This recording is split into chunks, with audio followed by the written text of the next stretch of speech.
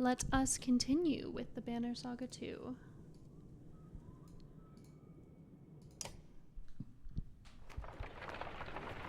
I had no supplies. None.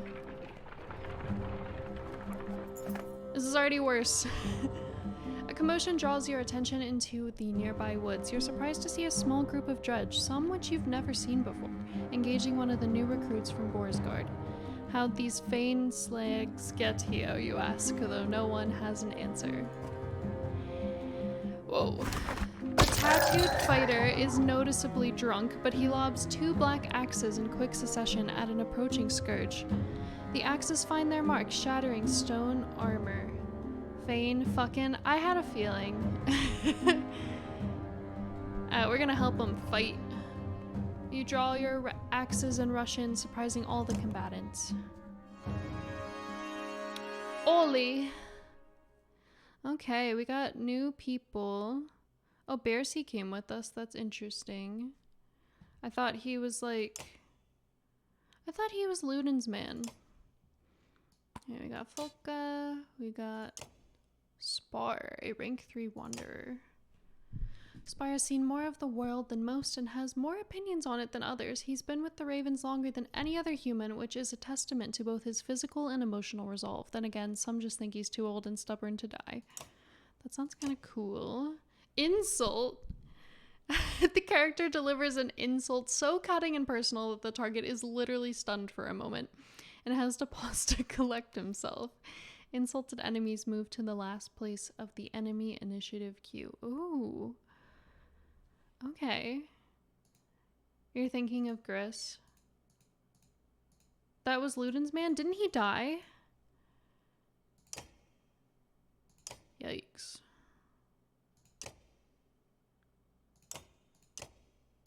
Okay, well this is just like a higher level Warhawk. I'm gonna take these ones.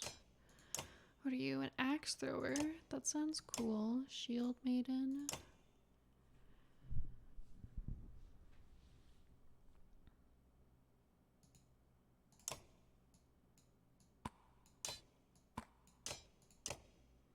War leader. Oh, okay, so these both are like turn order people. We'll put you here. You here. We'll see how we like them. And then I can give this, which is crit chance, maybe to Ollie. Would you have a good crit chance, my good sir?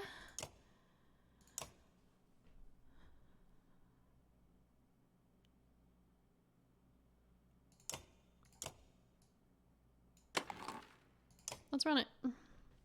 You did send him to his death last time. It's not my fault he charged in all the way. Like, I don't understand how that's my fault.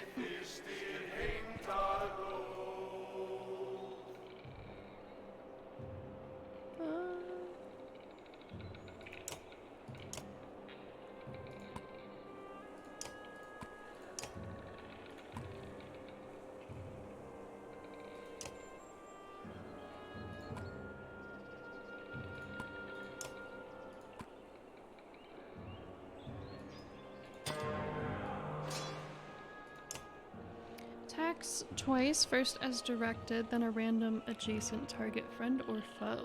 Ooh.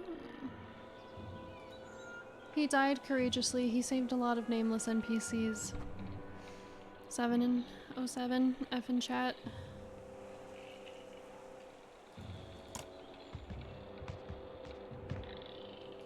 Call of the week.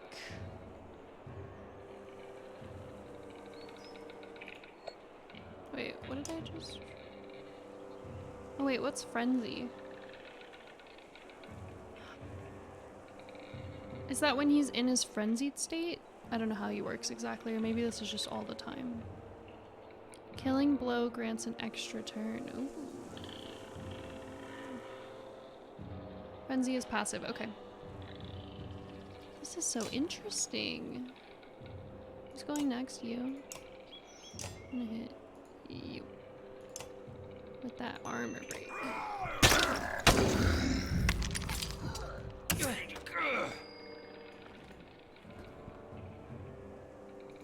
How do you work? Champion?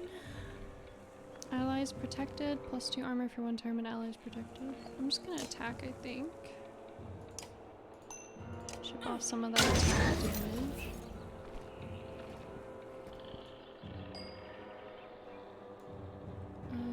Okay, so...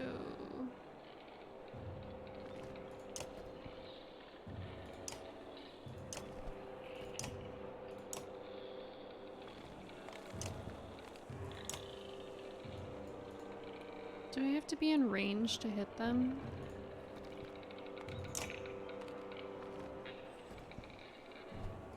Okay, no, that actually goes pretty far. Let's see.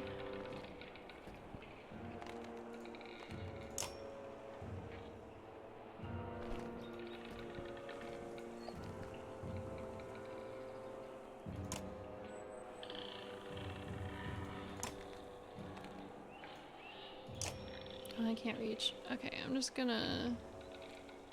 let's do it to you.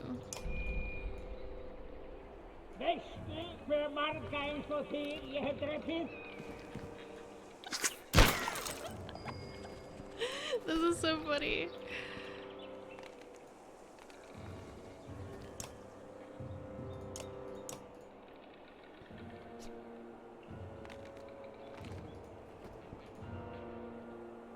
I do love Spar and Aleo. I didn't use Aleo at all. Forge ahead. Just initiative.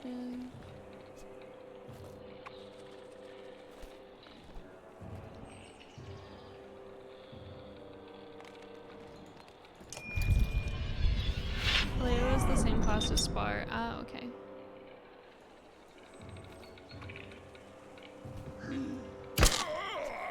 I want you to go next so that you can protect.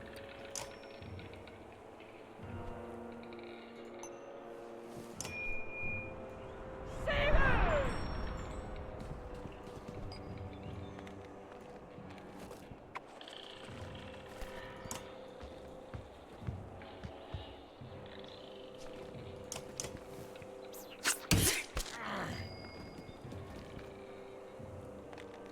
You are really taking a beating, my good sir. So what is your attack range? Very large. This is so cool. I love this attack. And you're going up next, so let's see what we can do here.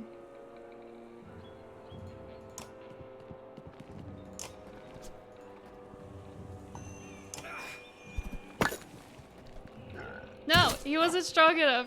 Okay, wait. This was a minor miscalculation. I thought it would attack his armor. Oh, it's strength damage. Okay, I just didn't read. Don't mind me. I just didn't do any reading.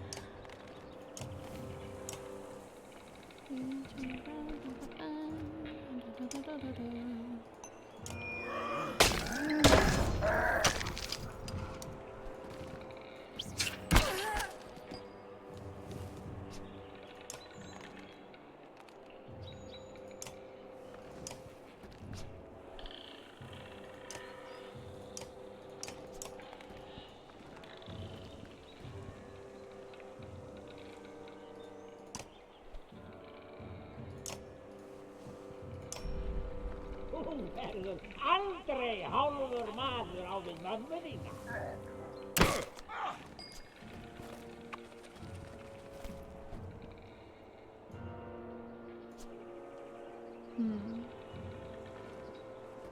Maybe I just have you go do some damage. Ooh.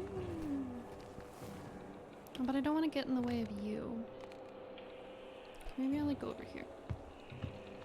I'll have you take care of this one.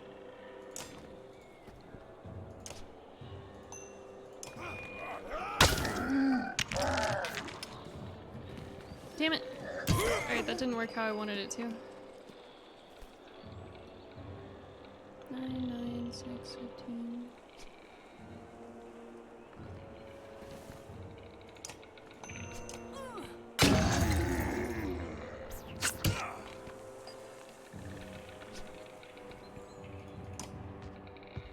Hit him. Go, baby, go. Yeah.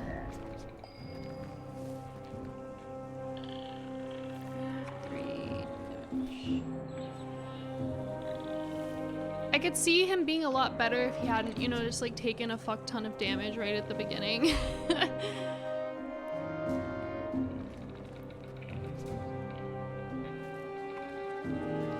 Yeah. I am interested though. I want to use him. Who's going next here? Maybe I just attack from a safe distance.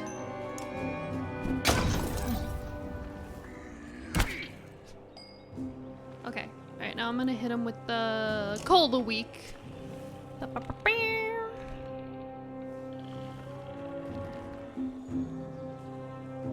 Wait, how much damage am I gonna do?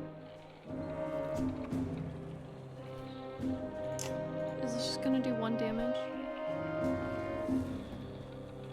If he gets bonked, he bad. He's a tankier archer. Excuse me. Oh my god.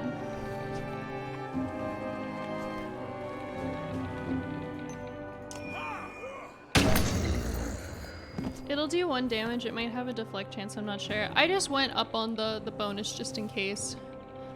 Just in case. I'll attack. Can I attack you? That is a better hit chance. Let's do that. Cool. I like his moveset. He's cool. Alright, you can do 1 damage. You 2 are more of the problem. So let's move this one. You son of a yox. Let's insult this one.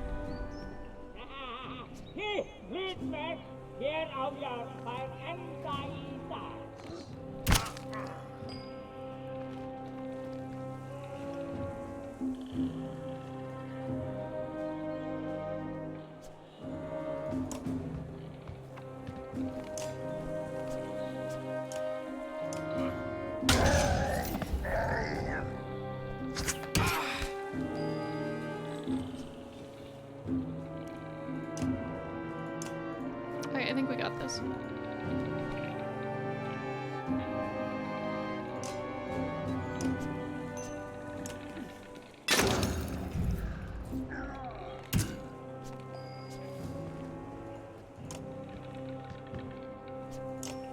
I'm just like slightly in the wrong area for this. I thought I could walk here.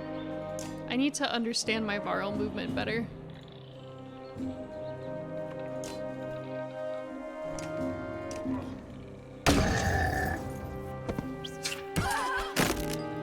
Oh, well, I thought they were gonna hit him. Okay.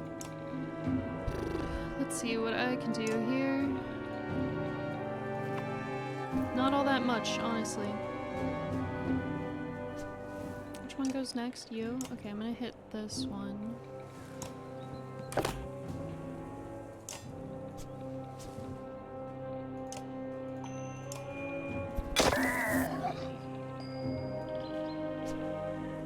I'm gonna have you just back up, because you are low on health. He's going for it. Oh! Nope, went for Folka instead. Okay.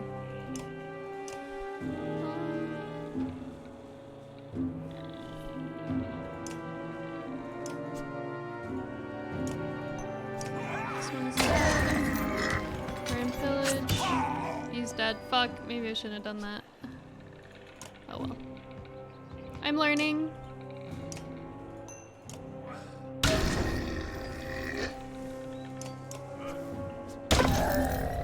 Okay. You know, just consistently losing 2 members a game, but it's okay. New characters, new characters.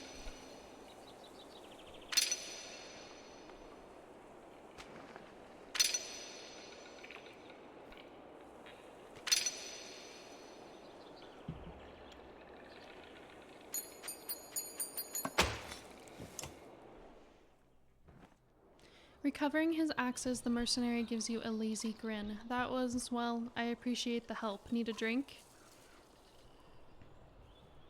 Ollie extends a small flask that smells of potent spices and wood smoke. You wave it off.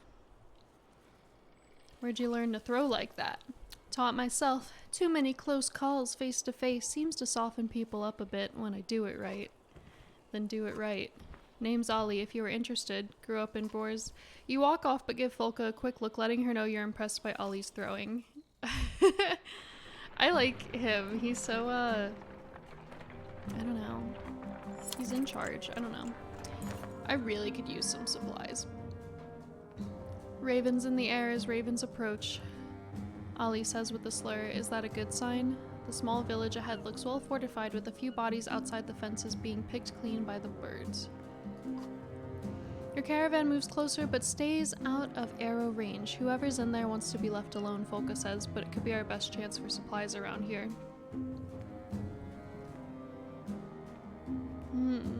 Well, since I'm with like a different crew, maybe I try being a bad guy. We do need supplies. Let's attack. With practiced ease, the ravens split and rush the village from 3 angles. Arrows miss their marks at the unexpected charge, and soon you are upon the battle-hardened villagers. I want you to go... Let's see. They're injured. Maybe I let Bulwark rest, and I'll put Bearseat in. And I've got... Oh, what do you have? Ollie's lucky flask. I've had this flask as long as I've been alive and figure it keeps me going. Plus 10 dodge strength, 10 crit chance, 10 okay, cool. Like it. More crit chance. Sigbjorn. Maybe...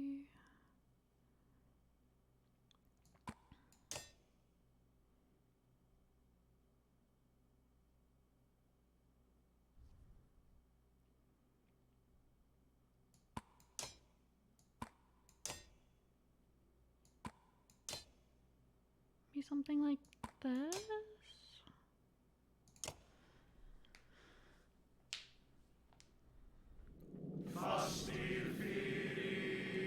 Ooh, 2 sides, okay. Let's see.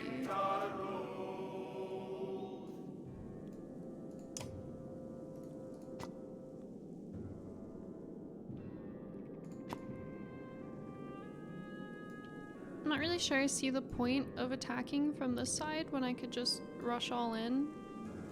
But maybe if I had like a ranged character, this could be good.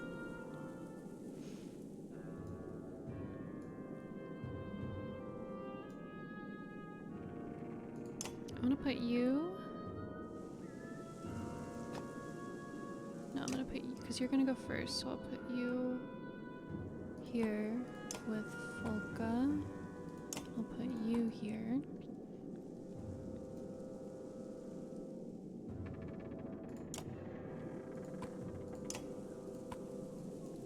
And you two can come...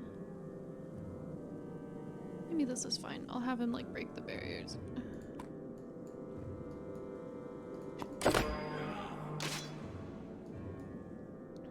Alright, first things first.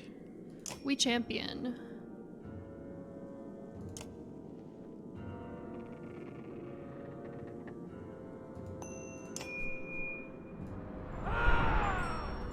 I do love a defensive queen.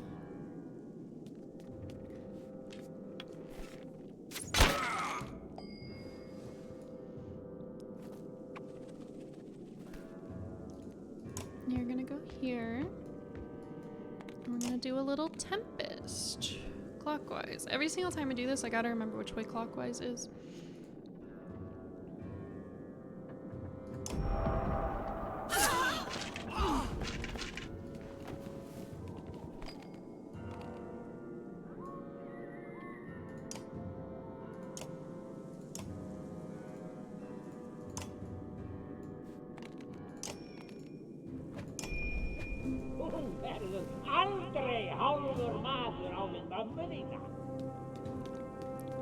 Okay, I at first wasn't super excited about playing with this group of people, but I'm immediately already like way more into it.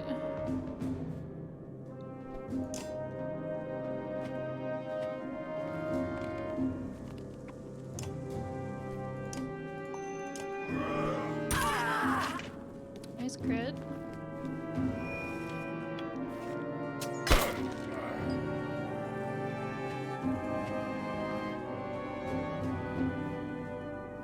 you moved fast. I return.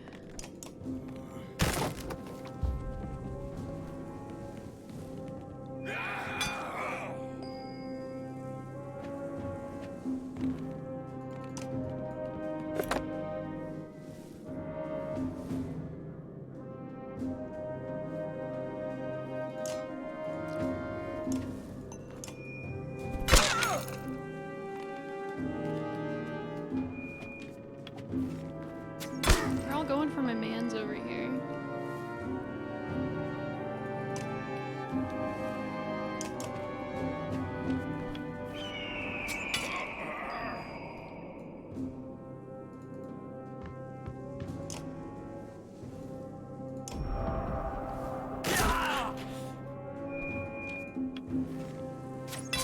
Oh my god, leave him alone! You have 1, strength 7, 2, 6, alright. Little Miss 7, you are getting insulted. Ég læti þú skrifti í eigin eldum eilíf.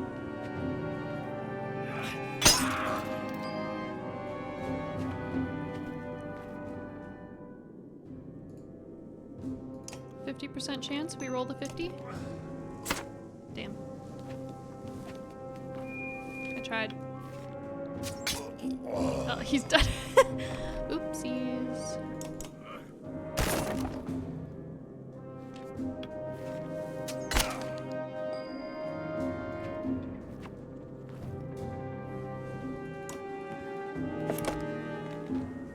Alright, I want to do Axe Storm. Come on. Woo!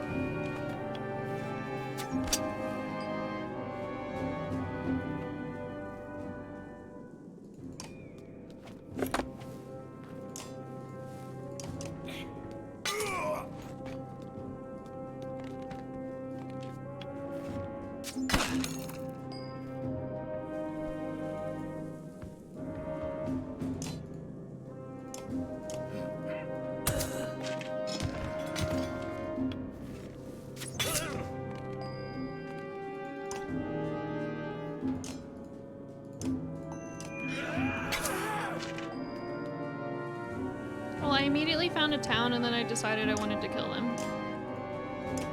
Because we need supplies, like we literally have nothing. Cool. Woo!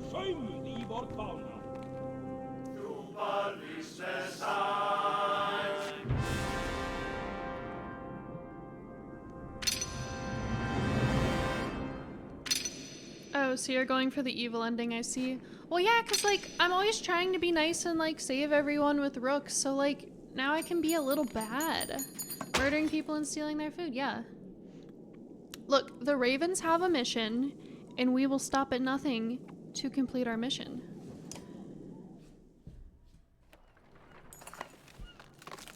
You kick down the last of the barricades to find a dozen or so remaining villagers huddled together. Some have bows, but no arrows. The others have thrown their blades to the ground.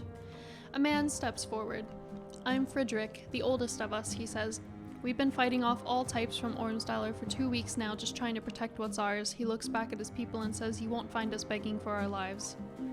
Folka pulls you aside and says they know how to fight, so we'd be stronger if they joined us. You pull at your beard, or I could make them gather food for us, you say.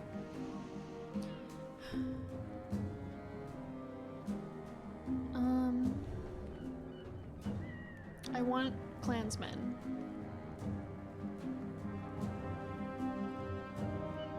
So let's say you're coming with us, without your blades and bows. And what, be your feigned slaves? Frederick turns to his people. Is that how we'll be remembered? They all shout never and attempt to grab their blades, but you and the Ravens cut them all down with practiced ease. I should have known that wasn't really an option, Folka says and walks off to look around. Well, we got supplies, Spar, an old wanderer who joined the Ravens over half a century ago, points at the tents on the edge of the village. Looks like the merchants are still here. Maybe they were being forced to stick around. Cool. Oh, 1 renown gets 1 supplies. Oh, it hurts. It hurts. But I guess we don't have that many people. Let's do that. 8 days.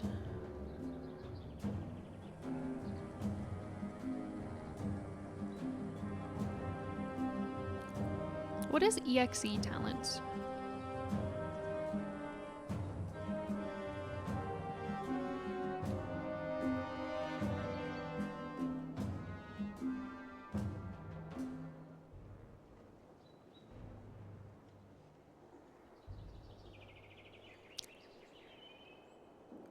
+2 to all talents?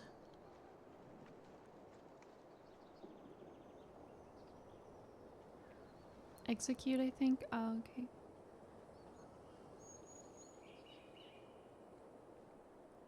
Like, I'm reading this right.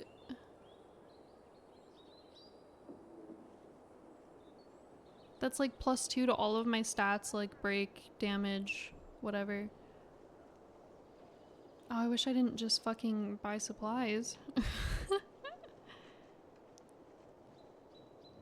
No.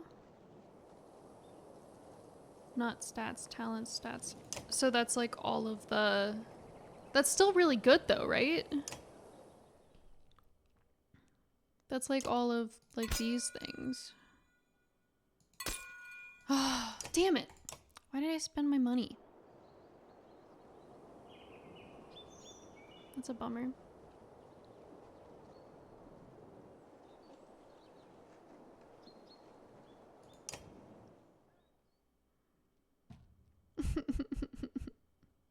What a sucker. I know I'm a sucker.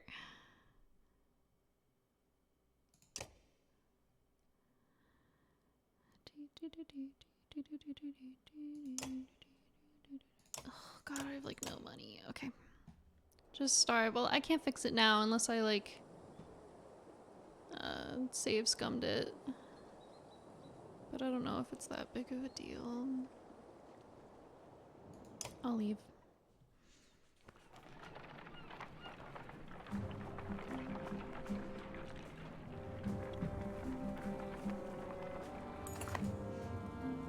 Tracks up ahead of scout reports, followed them a ways, small camp, a few blades, meat and mead, maybe more. Take what they have, if they resist, kill them.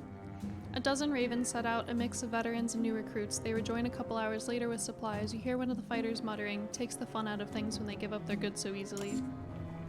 Cool, cool. There's my 5 renown I could have used. Wouldn't mind seeing irons fly. If only once more. Ironix? What that? Is this a dragon or something?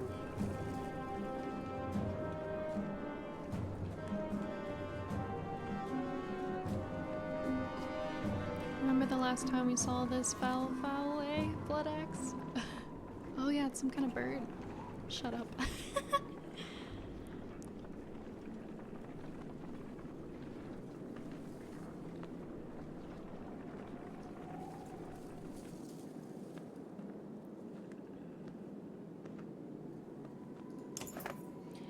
Think the ghost of this dead bird has forgiven you for that wing yet? Spar asked. The other ravens, including Folka, look from the broken stone to you in shock. It's a godstone. Ah, okay. Aye, the old man says. We were here nearly 40 years ago, same spot as now. Only a dozen of us left to the unkindness then. Better men by twice than all of you. There's rumbling, but the ravens keep listening. We'd run a job for a man. Fiffer or Finner. Fainer more like, he says, spitting at the memory. He set us up to take the fall for some of his other deals gone bad. We got surrounded here, and this bear of a Varl loses his mind, grabs a tree, a whole tree, and starts swinging. Spar starts coughing but recovers. Nearly killed us all, but ol' Ernix took a hit like no other, and there you have it. The excited ravens start asking you questions, but Spar is all too happy to answer. Thank you for the wrist stretch. I study the bird-shaped stone. Erinix, the god known as the winter bird, stands proudly on an eternal perch of snow and ice. Stories of seasons past, of hunting Radormir across the summer skies, of creating blizzards while flapping its wings to land in winter, cover the outstretched wings. While walking around the stone, your foot thumps on something hollow. You clear away some ice and find a wooden box, probably left as some token of faith to a dead god. Leaving anything behind for the dead is a waste, you say, immediately prying open the box and pocketing the small item within. Pipe plant.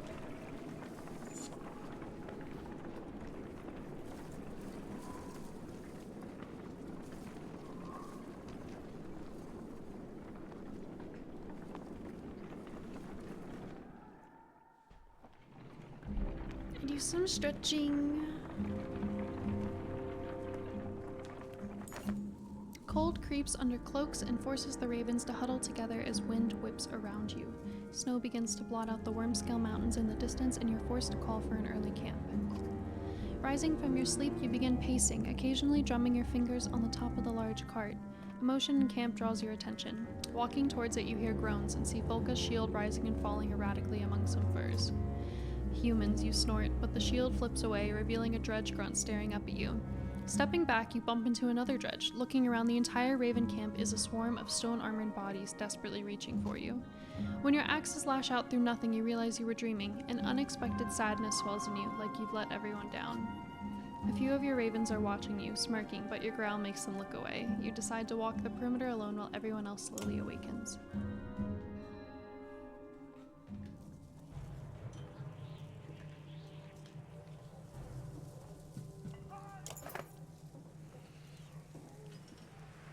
What can you show me?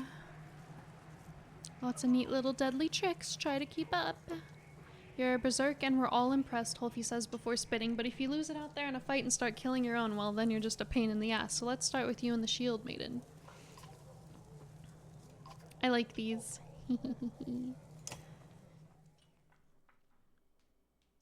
I think things that make you do tutorials but don't make them a pain in the ass, make them optional, and give you a reward for doing them really motivates you to like pay more attention to the mechanics of a game. Alright, we want to kill 2 enemies with 1 attack and use champion to protect an ally from an attack. That should be simple enough. It might be the easiest to kill here. 9 and 11. Still injured. Let's go over here.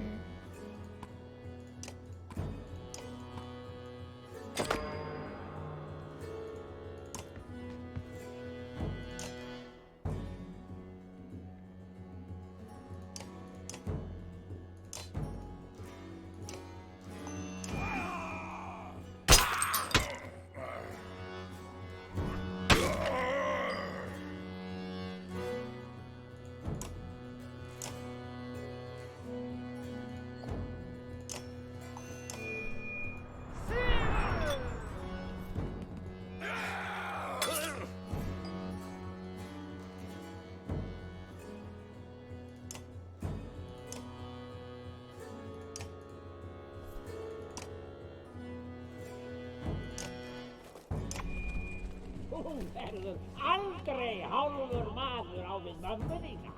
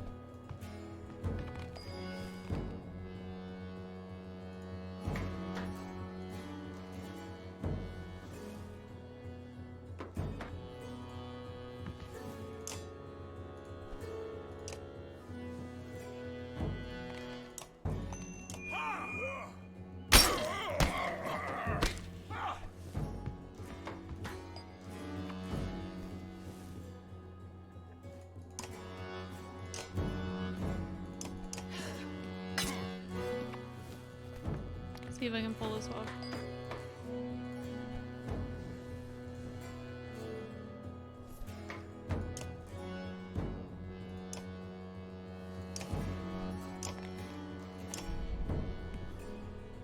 Veistu hve marga eins og þig ég hef drepið?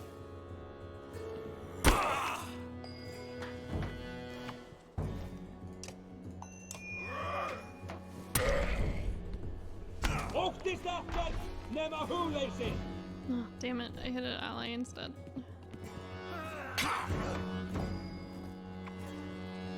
Oh. I gotta try that again. I need to move my companions.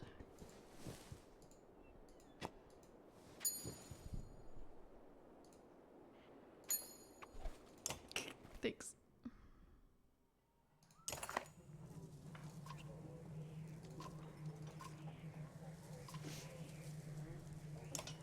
How much range do I have with him? Maybe that's what I'm misunderstanding here.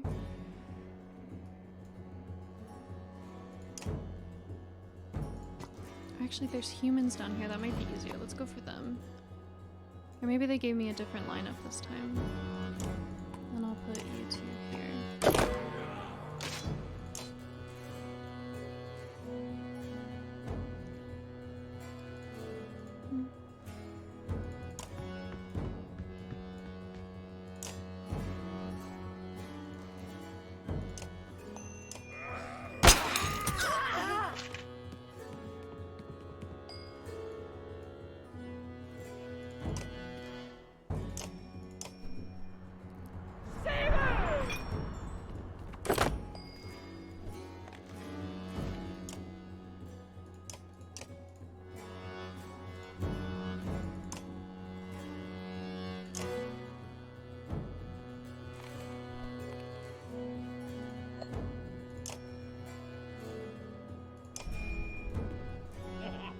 Guðirnir hefðu skammað sín fyrir þig.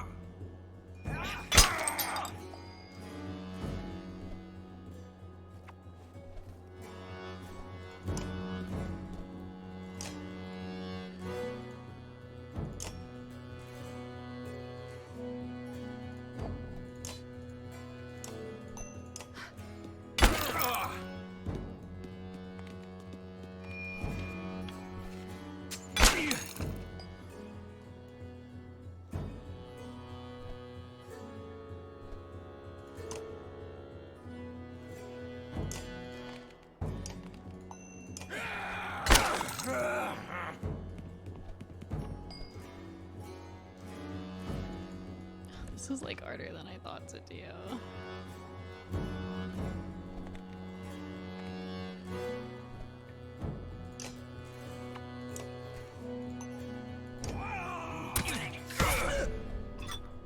Óttist ekkert nema húleysið.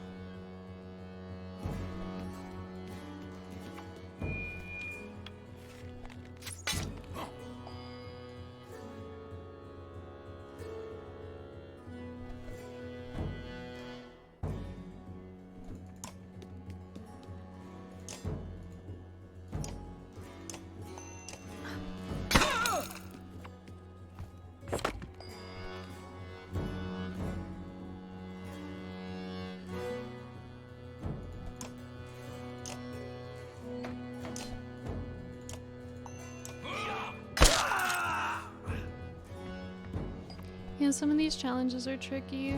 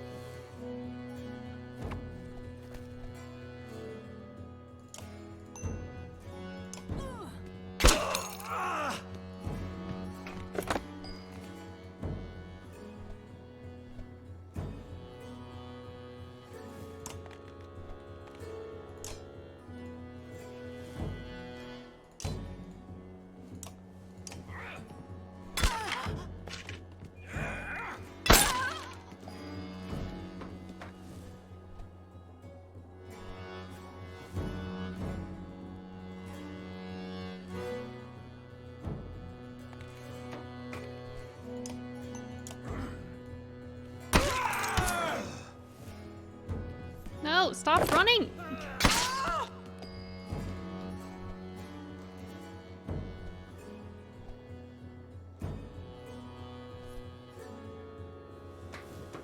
Ugh, so cringe.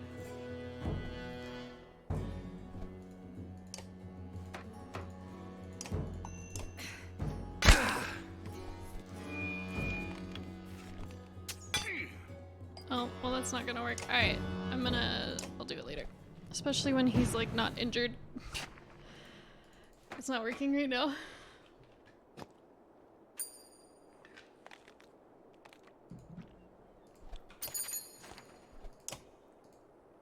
Yeah. Thank you for the renown. Alright, I wanna promote someone.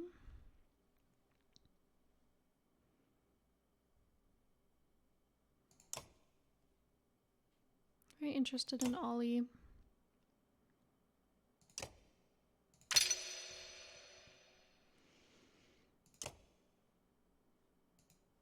I feel like what's really important for him is going to be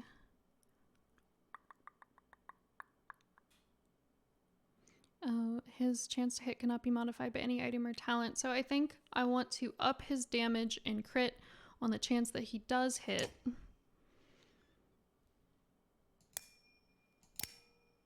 That is my thought.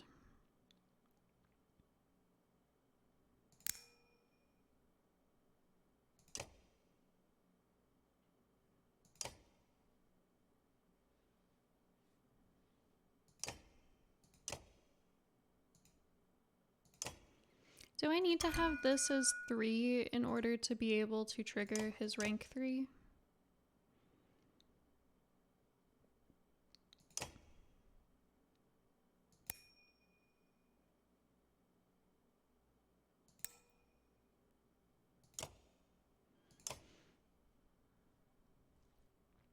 Okay, and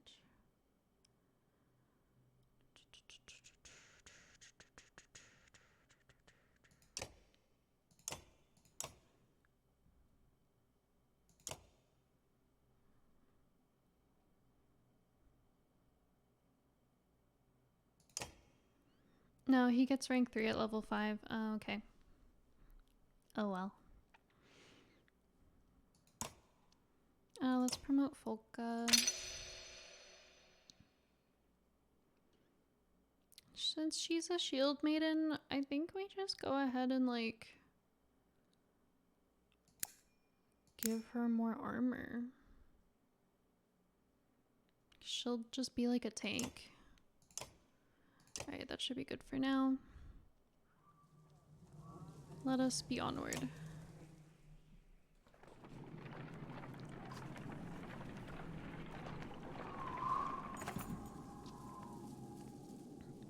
Around to hear you yelling. A harsh voice reaches your ears, followed by the laughter of several others. Your abrupt halt alerts Volka, who immediately signals the ravens to fan out and draw their weapons. Investigate. Over the next rise, a group of 10 haggard fighters and a few Varl surround half a dozen peasants in a broken wagon. A woman spots you and shouts, "Help us," but a punch to the stomach drops her to the snow. The fighters turn, ready to fight.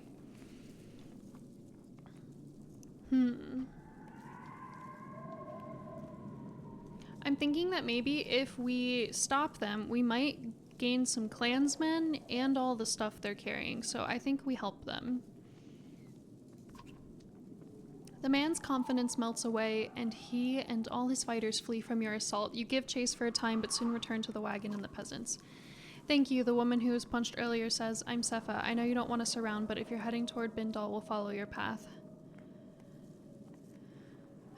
Fine, but your food is ours. Payment for saving you, you say. The woman nods her understanding, but to your surprise, the wagon is nearly empty. We'll keep our distance, Sepha says, but we'll be behind you. You grunt and walk off. +1 supplies. A couple of Raven Scouts take off to check out the cluster of tents ahead, refugees from Ormsdaler, one of them says upon returning. They've got a sizable camp and seem disciplined. They know we're here, the scout adds. No sense in trying to avoid them. You take the lead and approach the refugees. A hooded man with a red spear greets you. My name's Bach, and this is Lawfen, your bulwark of the ravens, and is this your wife? You are confused as much by his question as by the fact that no one is with the man. Varl don't have wives. I didn't know that, but okay. The man gets a distant look in his eye. That's too bad. A wife can make you twice the man you were on your own. Well, he's never been a man. A bear at times, but mostly he's Varl, and I'm Folka. Nice to meet you, Folka. I'll get to my point. I'm leading this large group of trained fighters and tradesmen from Ormsdaler. We're looking for a new home.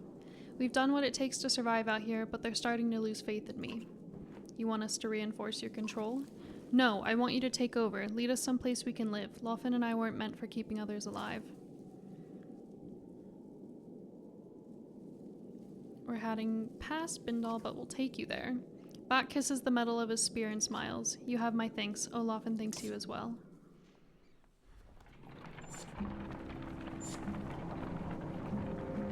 Got some supplies, baby, and some clansmen.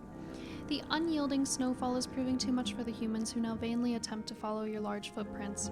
In truth, the sky and your surroundings lack enough contrast to know where you're going, and it's cold. Trees over here. Folka manages to stay motioning with their spear. The foliage blocks some of the wind, but does nothing for visibility. With no other options, you burrow into the snow, cloaked in your bear fur.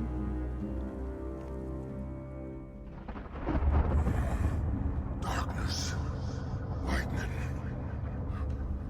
Someone pulling in the energy. Painful. Vark, wake up, you damn bear. You're being robbed. You roar and shake off the foot of snow covering you. The unclear dream still vivid in your mind. Bach uses his spear Lawfen to point east. Those clansmen you saved, they killed your guards and they're taking everything. Oh my god. Folka is by your side in seconds, followed by a spearman. You sprint along the snowy path of the stolen supplies straight into an ambush by the bandits originally harassing the clansmen. Sepha turns and smirks. Wow. What a fucking bitch! I saved you! Now you're dead!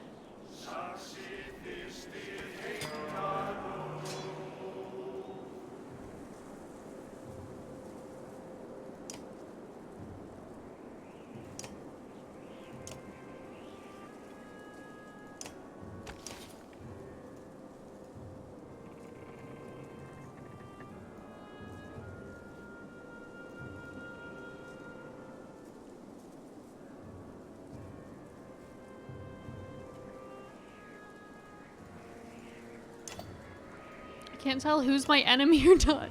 I guess oh, red squares, okay.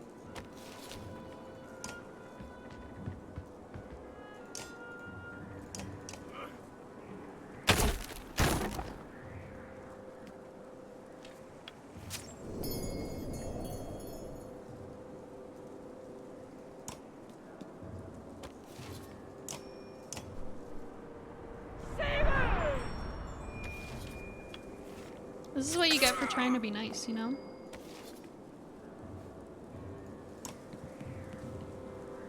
Pig sticker. 20% to crit adjacent allies, add percent. Wait, this guy might have been worth it on his own. That's so sick.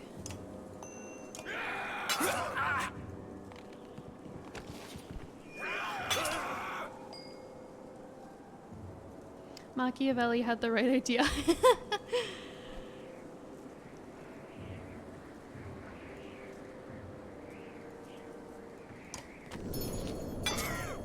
Oh shoot, that was the trap.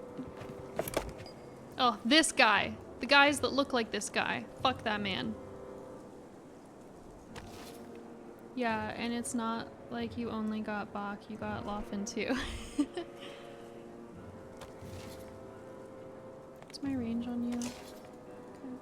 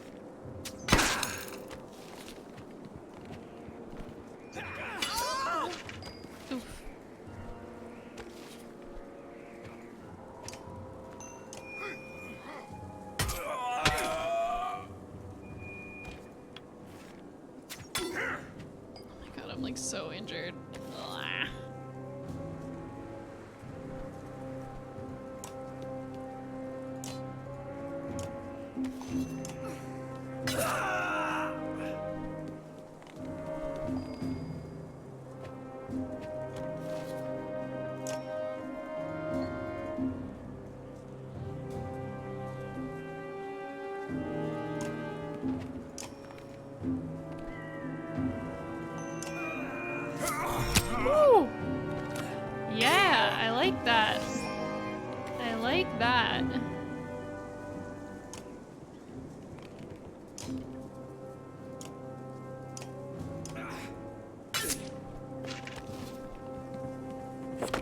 Damn it. It's alright, he was injured, it's not his fault.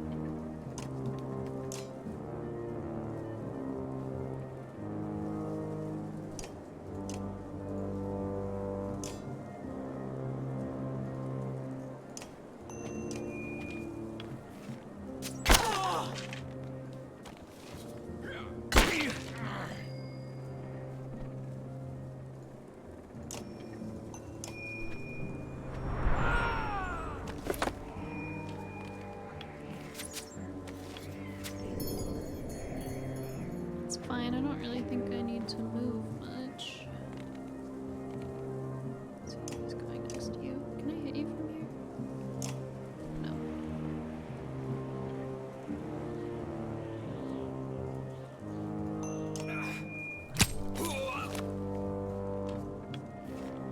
Love a crit chance baddie.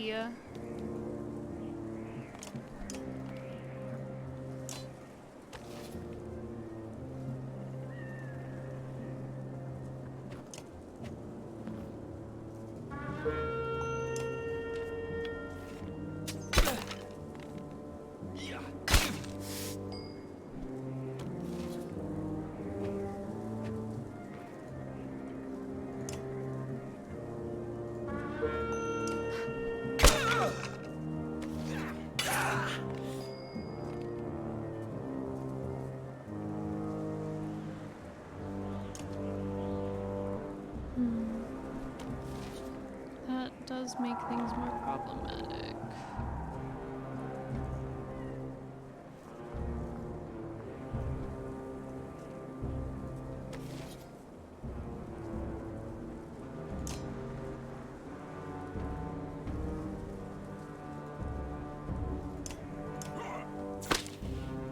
Damn. Oh, shoot. I thought she was supposed to, like, defend. Am I doing it wrong? Is it only for the next? Have you tried using an assault rifle? I have not. Can I redo this combat?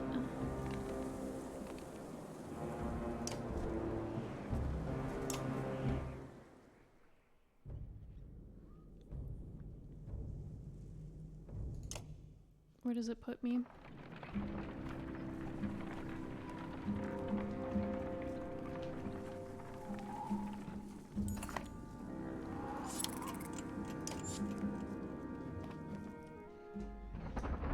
Let me know when I can get to the assault rifle. Lightning. Someone pulling in the energy. I can't skip. Painful.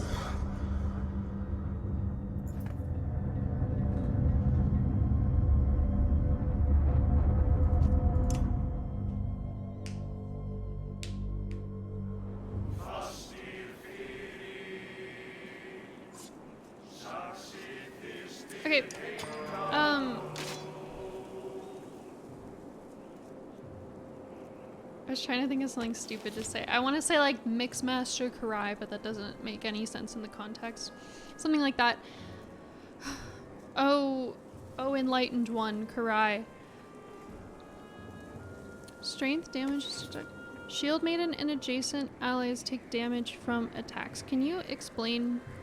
Am I doing something wrong here? Am I misunderstanding this? How long does it last? Because I was thinking it lasted until her, like, next turn. Or does she only block, like, one person? Or am I just doing math wrong? There's lots of things it could be, really. So until her next turn, every single ally she's next to should take half damage. Does it matter if it's, like, armor or strength?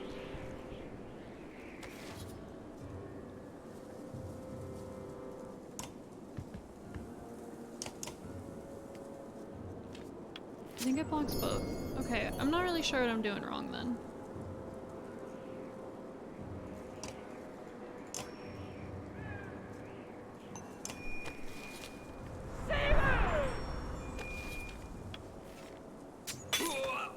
Was it someone with low armor? I'm not sure. And did an archer who didn't move shoot them? I guess it could have been an archer.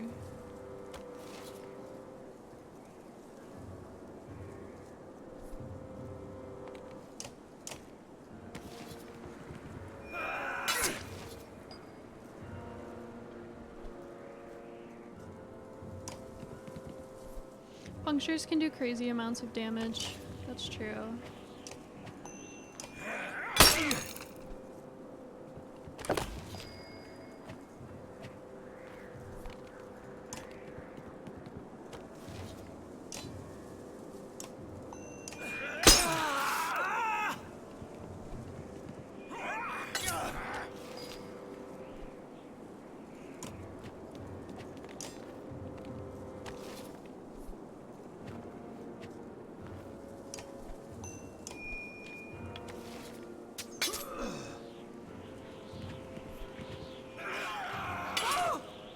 Damn it, that's what happened last time.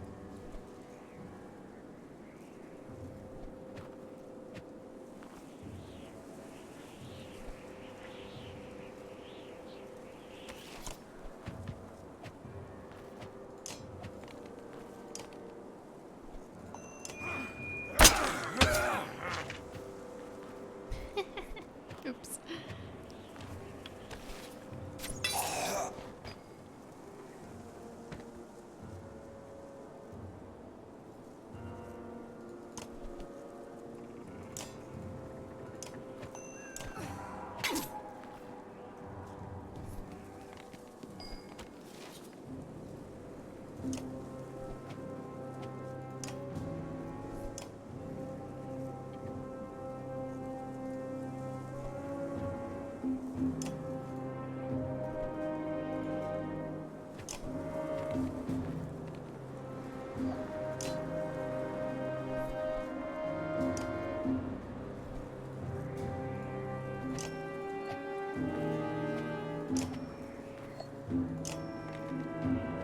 Oh, I can't hit him. I was like, why isn't this working?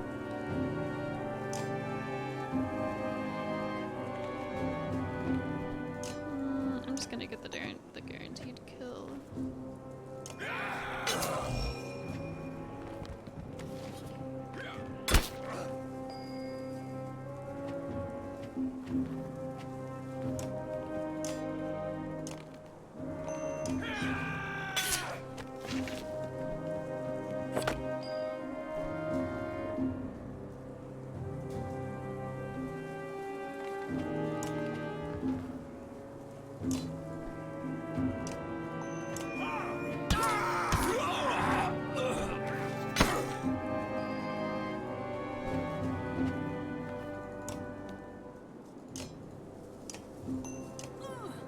Gamer time! Hello, Nick. How are you?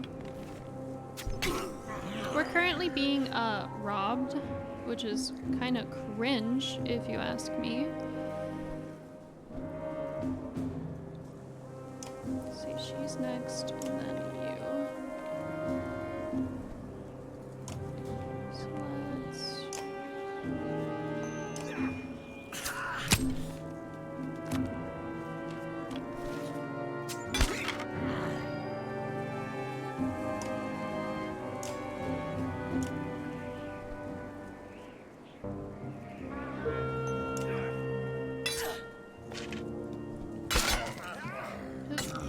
Oh no. No, he died still. I think it's still going better than it was before. So she's next.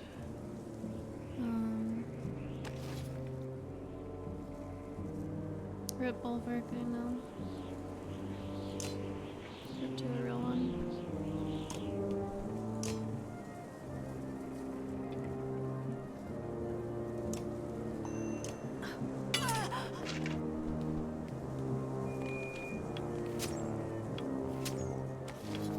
Okay, I'd prefer that than her hitting me.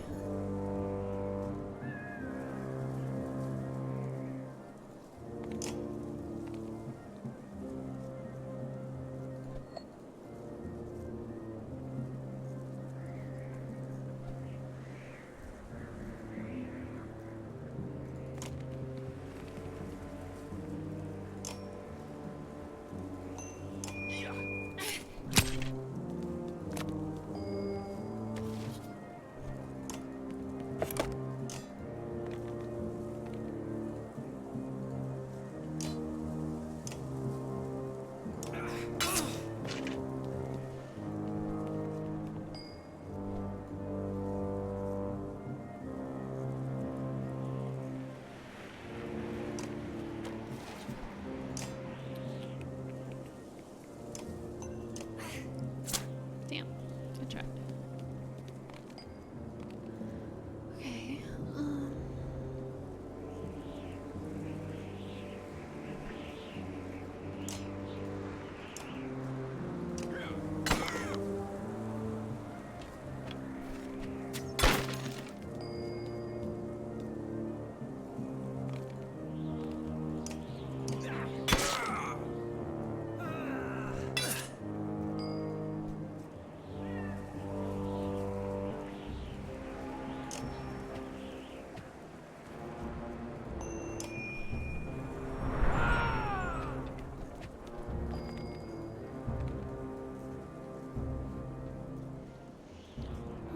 Let's see. Okay, so now I can do 4.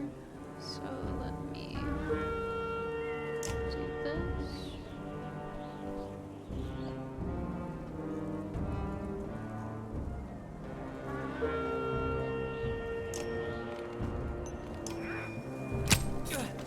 Damn, no crit. Can try them.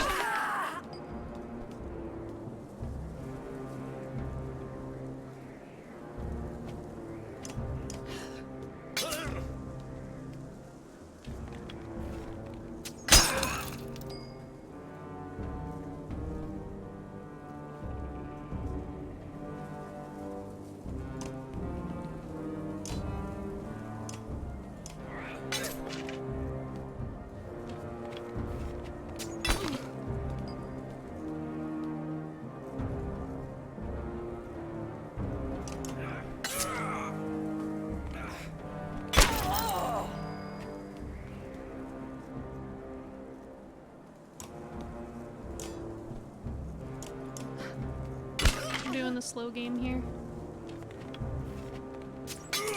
Amazing he lived that long, honestly. Okay, so you're next.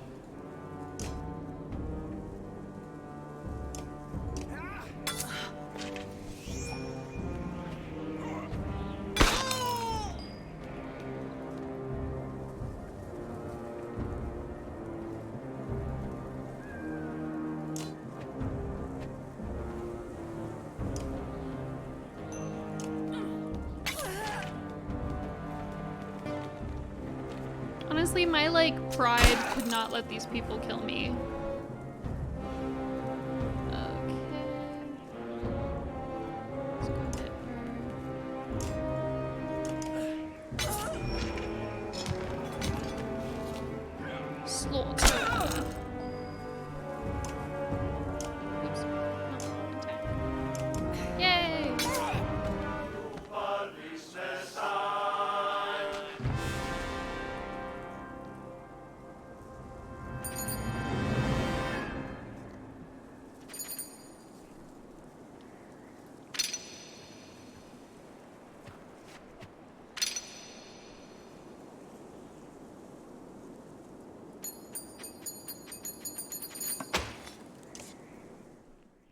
We got some supplies, we got renown.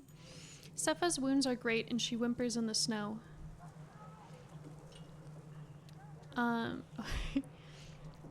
You nod to Folka, who dispatches the bandit archer with haste. This is what helping folk gets you, you roar. Grab all these supplies and bring them back to camp, you tell the ravens after hoisting a barrel on each shoulder. Yeah. Yikers.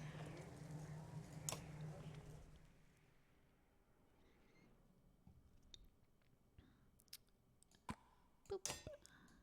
Boop. Boop. I like you. I want to promote you.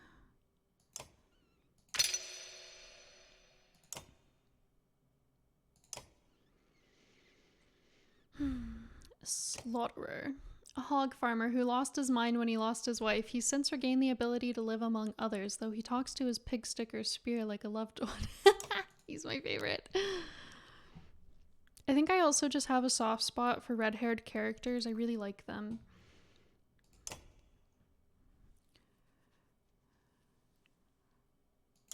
Let's see. What would be good for you to have? Probably just more damage. Go with that for now.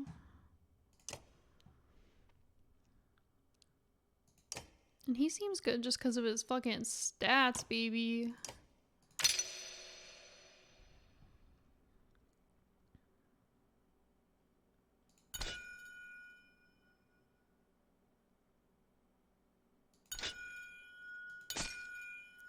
Chance to cause puncture.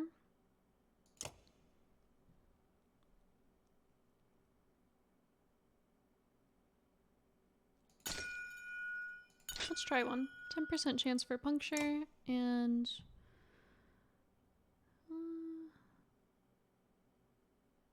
I'll up his armor a little bit.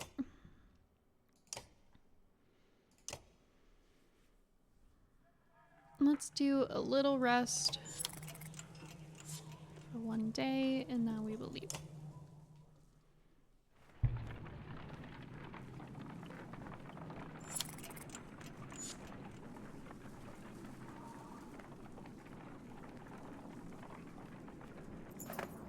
I noticed the others aren't so good at spotting food, Ollie slurs. It's a good thing I spent some time with that Trigvi fellow, taught me what's what. But I nearly killed myself on those jagger bushes over there trying to get these. He steps aside to reveal a large basket full of mushrooms. You look at Folka, who shrugs. We need food, she says.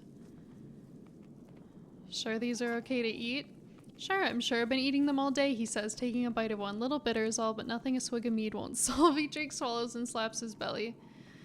I'm not trusting a drunk's gut, toss him. But Ollie says as Folka kicks the basket over. The Yox walks right through them. Oh, that's not kind, Ollie says, wandering off to drink alone. Others look at the crushed mushrooms with longing. Sorry. The miners of Bindal are a rough drought. Not a bad place to recruit new blades. The old wanderer fights his way up next to you. Can't see a damn thing in this mess. Guess Ollie Ernix hasn't forgiven you yet after all. Keep bringing up Ernix and you'll cough up more than phlegm. The old man chuckles and coughs. Of all the gods, I'm not sure why you picked that one to fancy. You stare at him and he shrugs. One of these days you might learn to laugh at yourself a bit.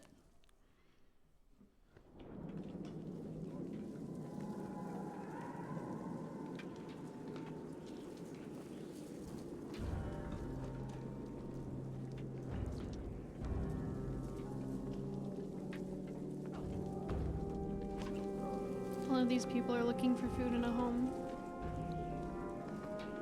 And everyone right now.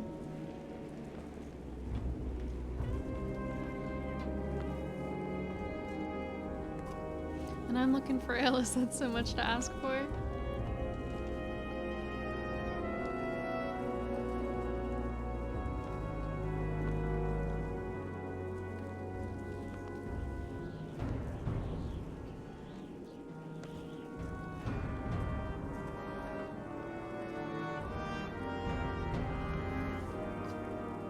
bet that scout tower already sent word of us being here.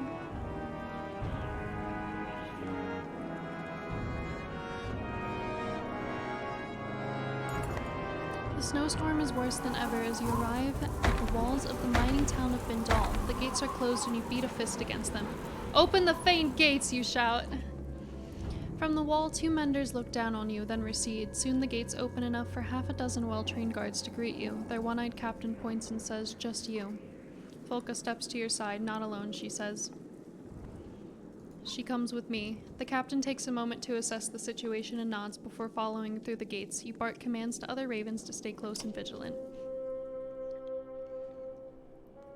Inside the small gatehouse are the 2 menders from the wall, a woman with a fancy spear and a cub of a man holding a staff. "Volka Zephyr, is it? It is the Raven Banner. So it seems, but why here? Why now?" "Just passing through on our way to the Blue River, but this blasted storm caught us. Planned to come back this way afterwards for more work, but now we need some food and a place to hole up. We brought some people with us. They need a new home. I'm sure it felt like the right thing to do, but we're already beyond our capacity here." "Are you Bulwark? Bulwark Bloodaxe? Hold your tongue, Nichols? Nichols?"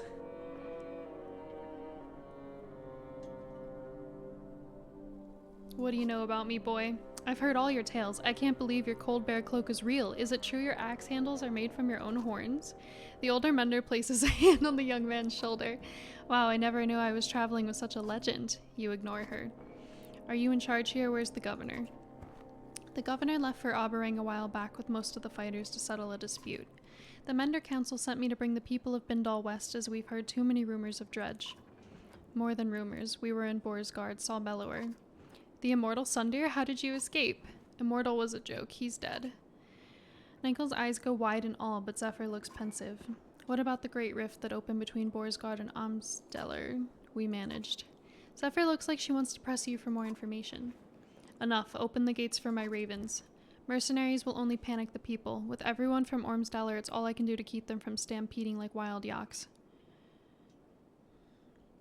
"Threaten to attack the walls. Open the gates so they'll have reason to panic."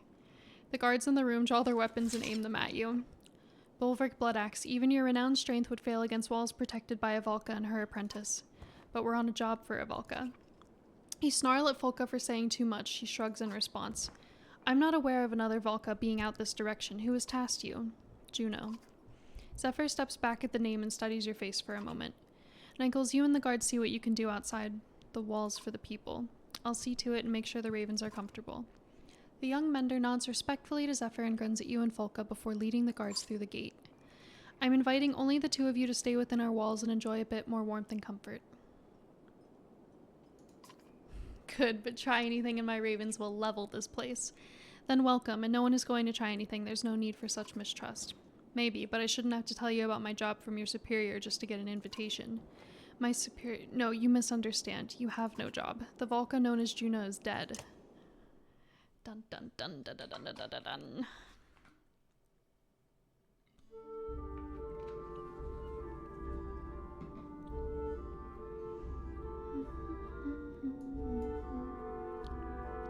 We made it so far. Oh, we're switching teams now. Dun dun dun! The once energetic mender approaches, looking both worn and troubled. "I'm not sure I thank you for the time to recover. I've never woven a spell that strong before." What a twist! Did the coloring of his hair changed, right? Are you sure you're ready to move on? You look... I know, I caught my reflection earlier. It's a more mature look. Oh, okay, yeah, it did. The mender grins and a hint of his former youth shines through. His hair went gray. I love when they do that in character designs. Is it Claire? Is that her name? In The Dragon Prince? Not everyone would have stopped for so long, especially with the ground rumbling like it has.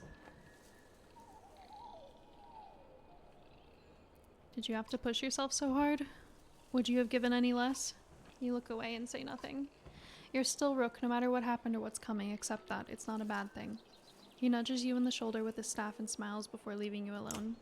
He's one of my favorite, characters. Claudia. Yes, thank you, Claudia. I knew it was something with a CL. The metal clanking is heard in the distance and grows louder. You see a yox cart surrounded by 4 varl and an older woman sitting, hitting a ladle against a pan. All sorts of things for sale, she says, but her eyes go wide when she looks at you. It's you! Special deals when it comes to you. Let me see what you have. Of course, Madeir says, but make up your mind. Madeir will be gone as quick as she arrives, and don't get any ideas of sneaking off with things. These 4 varl have the keenest eyes, the sharpest blades, and the shortest tempers. You feel the varl watching your every move. Woo! Let's get some fucking supplies. But first, let's look if there's anything I want here. 2 + 2 to strength talents and +3 to strength attack. Ooh. For level 7. +2 to break talents, +2 range distance. Okay, everything is like so good now. Talents +3 will per kill, +2 will per best. +2 to break talents, +30% crit chance and 1 range distance. Ooh, okay. Okay. I think I want this one. And this one. And then we'll buy 3 days of supplies. 4 days? Oh god, that's so much. Alright, 3 days.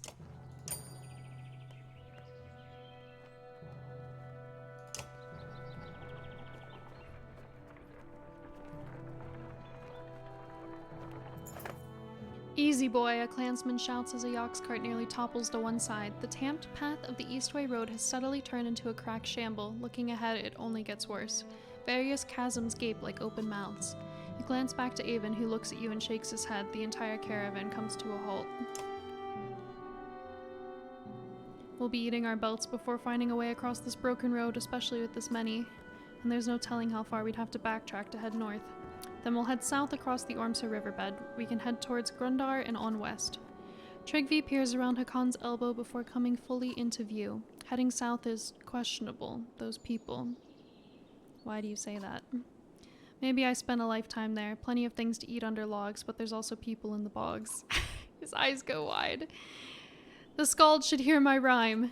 But what's wrong with heading south? Different ways of living, old ways. Stick to the mud and cragsmen are less bothersome. I think he's talking about the boggers, the rough backward people of Swartzbog. Trygve frowns at Ivor. Words like that can find you swollen, filled with poison. He puffs out his cheeks and stares at Ivor. This is why Varl tend to keep to themselves. Each human is crazy in their own way. Trygve hunches over with laughter until he suddenly stops, sniffs the air, and marches away. He's so weird. Strange, but it's a fair warning. We're crossing over into lands most of us have never seen. Just because we left those dredge behind doesn't mean we won't have more wars ahead of us. If we had more supplies, I'd say we stop for a few days and train some of these clansmen to fight. You consider your options.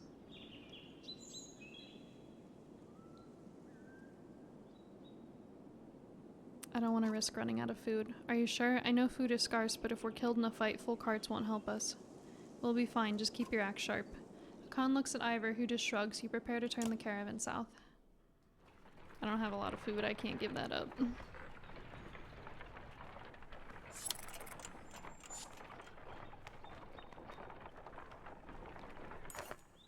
Game trail, one of the few gathered hunters says, looking at the beaten path of grass. No telling what we might find down it, but it'll fill some stomachs. Make a wager for who brings back the biggest kill. Everyone in the group starts smiling and tossing coins in a purse before heading down the trail. When it branches, 2 hunters sprint left, and 3 think the center trail looks promising. You consider what to do.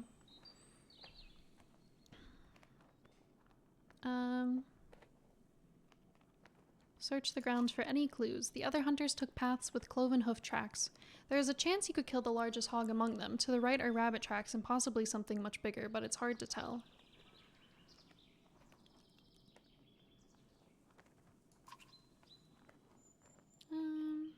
Let's go down the center trail. When you catch up with the other hunters, they need help. A boar and sow have already charged them when a young male surprises them and gores one man's leg. Your arrows and their spears take down the young boar. The other hog vanishes.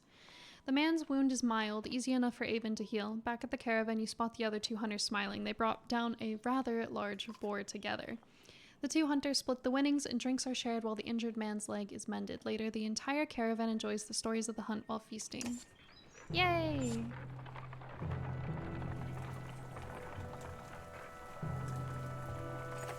I need to finish Dragon Prince that season. I want to draw fan art for it. I want to draw fan art for a lot of things, and I don't do it. I never finish them, rather. It's solid. Once you cross the Ormsor riverbed, the wind ceases to cut through the humid air. The darkening sky lets loose its rain, and soon fat drops of water turn the dirt path to sucking mud, slowing the caravan. Cloaks are pulled overhead, and children and animals are wrangled near the carts. Erebos is an excellent character. I love Erebos.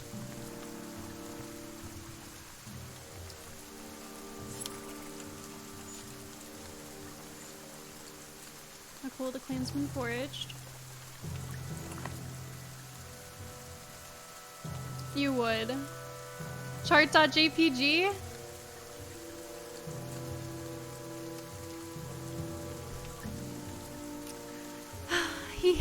He hits everything.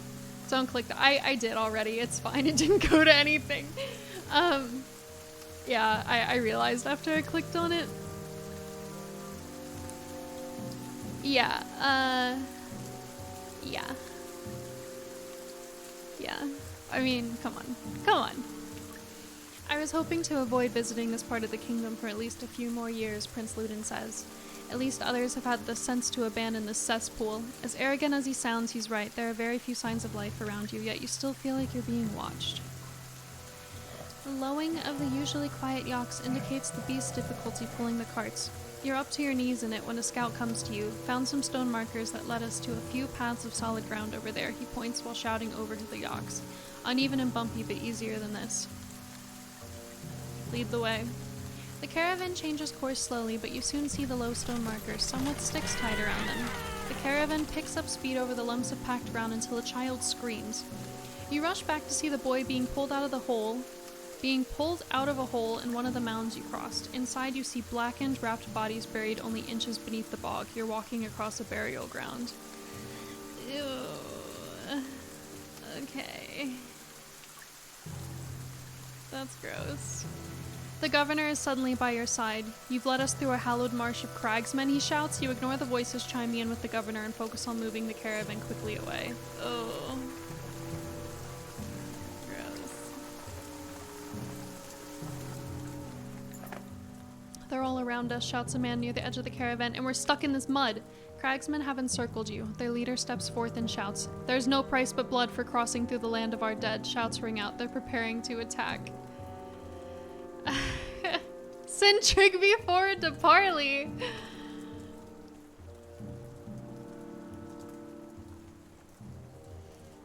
I don't even know what a cragsman is.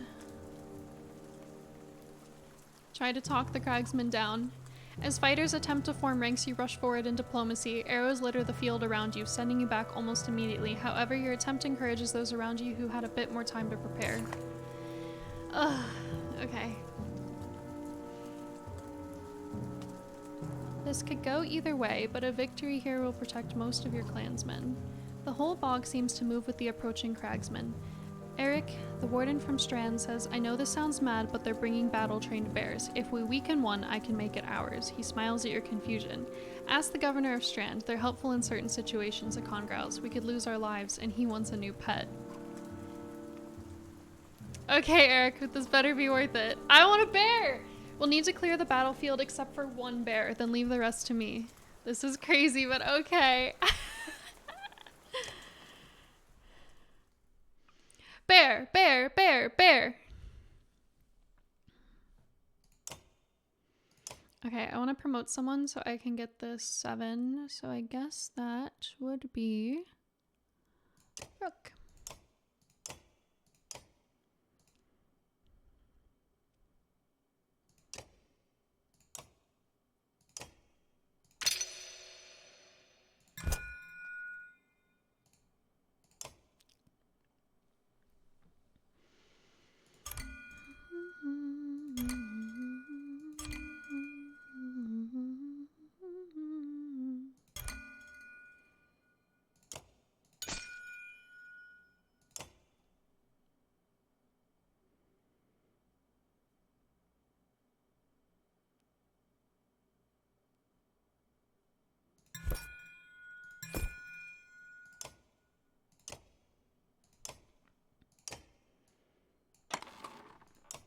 Alright, he's got hella strength now. Ho ho ho. Now I get 25% bonus chance to crit. Woo! And... oh, I see. So it doesn't add... okay. I think I misunderstand how this worked, but it's okay. Like, it's still good. So you have to already have a point in it for it to work. So now I get 25% crit chance because he has that in the strength talent.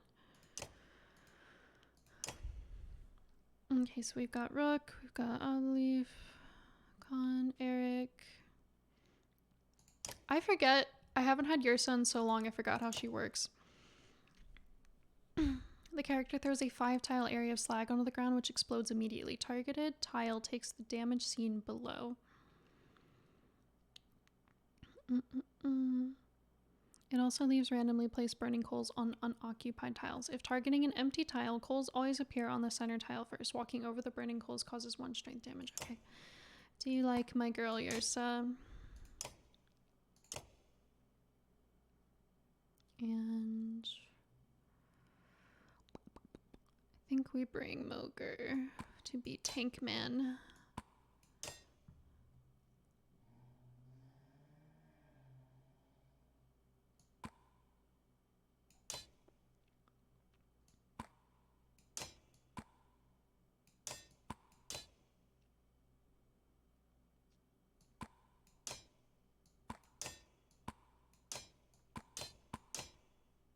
Okay. Everyone has an item.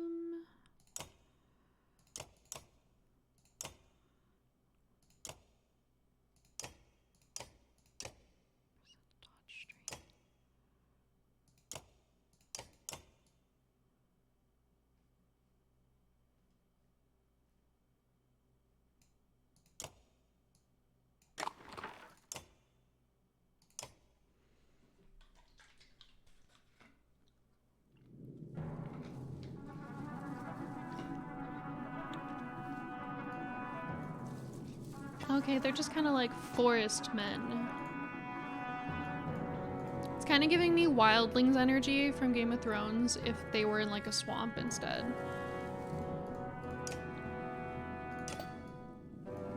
Swamp men, bog men.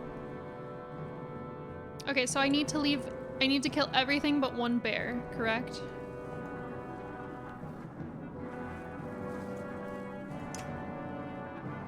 Right, okay.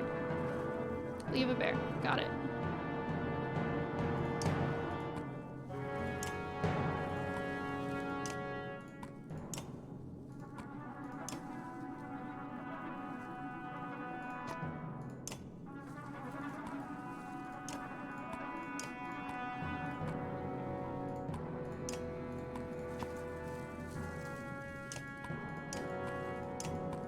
Okay, ready.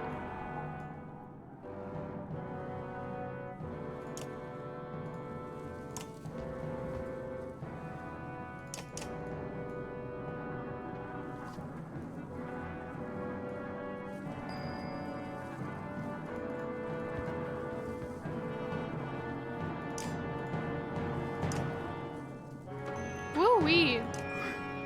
Oh, that's a good hit.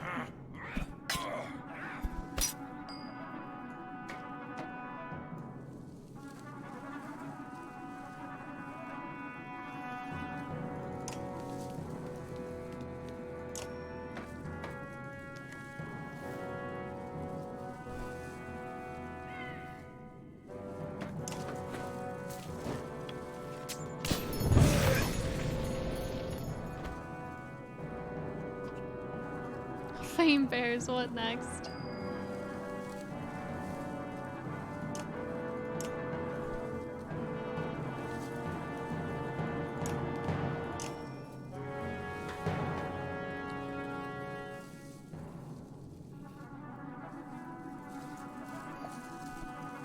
I don't really have much for her to do. I'm just gonna pop something right there, just in case.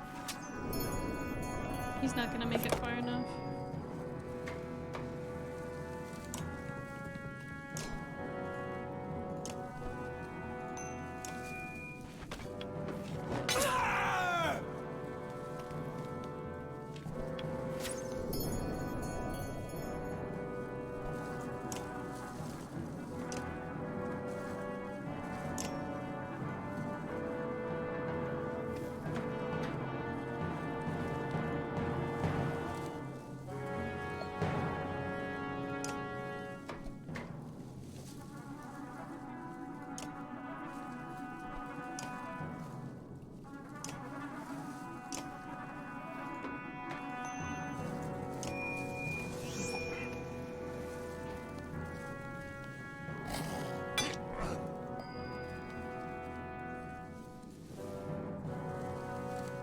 This bear is better than this bear by 1 hit point.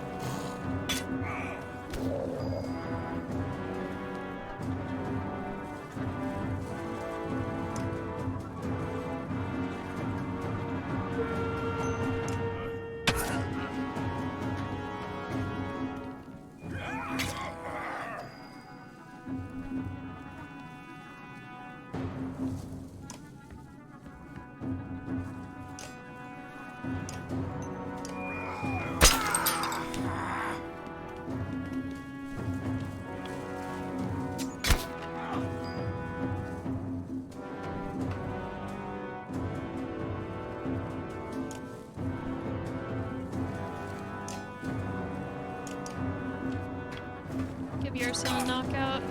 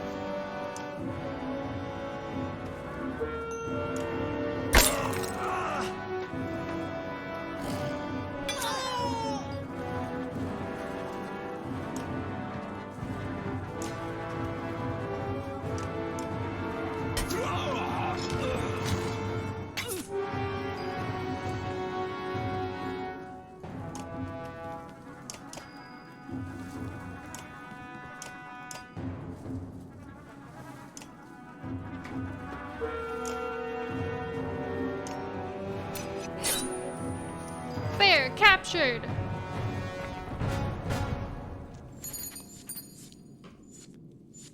We lost a lot of people, but we got a bear.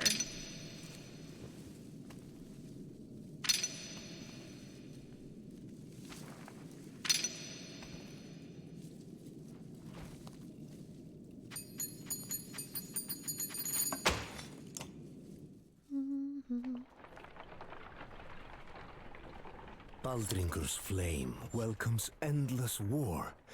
But why?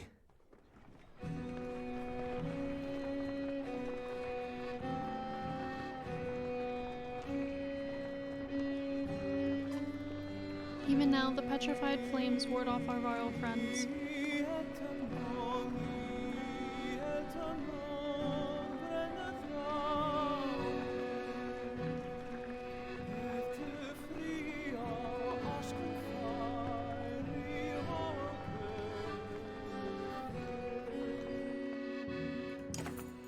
Placed upside down in the ground, the petrified roots of a giant tree reach towards the sky. All the Varl, including Ivor and Hakan, have separated from the caravan temporarily, giving Baldringer's Godstone a wide berth. The giant's presence is missed as you continue to feel watched. Alea, what do you know about Baldringer? Not much but enough, the Skald says. These flames symbolize Baldringer's love of fire and war, the first being a means to the second. When the Varl were dominating humans in the first great conflict, it was Baldringer who gave the losing side fire to combat the giants. You hold up your hand to halt the storyteller, listening through the rain for anything that might be following you. Hearing nothing, Alea resumes, holding the gaze of his audience. Humans praised Baldringer for the gift of fire, but the god only desired more war. He points toward the distant shapes of the Varl. When the giants and humans found peace, this godstone fell from grace. It looks to continue keeping the land scorched. Perhaps its shadow can still kill.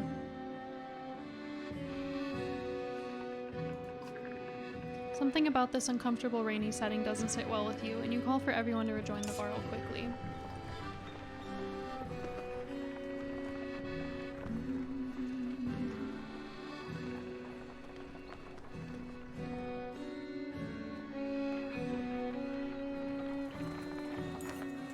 The rain finally ceases, but the wind picks up. You squint into the gust and have a clear view of the vast plains ahead.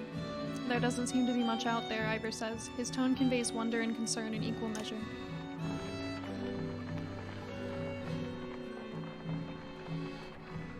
Grundar. The ground shakes again, enough to cause the ox to strain at their leads in panic. Out here in the plains with nothing but open sky above, you feel remarkably vulnerable. Only a few trees around and no mountains, Hakan says in a wry tone. Looks like we only have to worry about the ground opening up beneath us, he shrugs at the look you give him. Grundar almost looks forgotten by the rest of the world. Maybe those who live here have forgotten the rest of us too. In a field just outside of Grundar, the caravan spots several creatures you assumed were myth. I don't believe it. Are those... 2 horseborn, yes, hold simple bronze weapons and stand guard over a few others who look wounded, unable to rise. The size of the caravan makes them nervous. I have to get a closer look. Me too. The 2 of you advance 100 yards, showing every sign of respect and peace. A number of clansmen push closer too. The male horseborn stomps a hoof repeatedly. The female, tall, whipping, brandishes a javelin. Damn, the caravan is scaring them.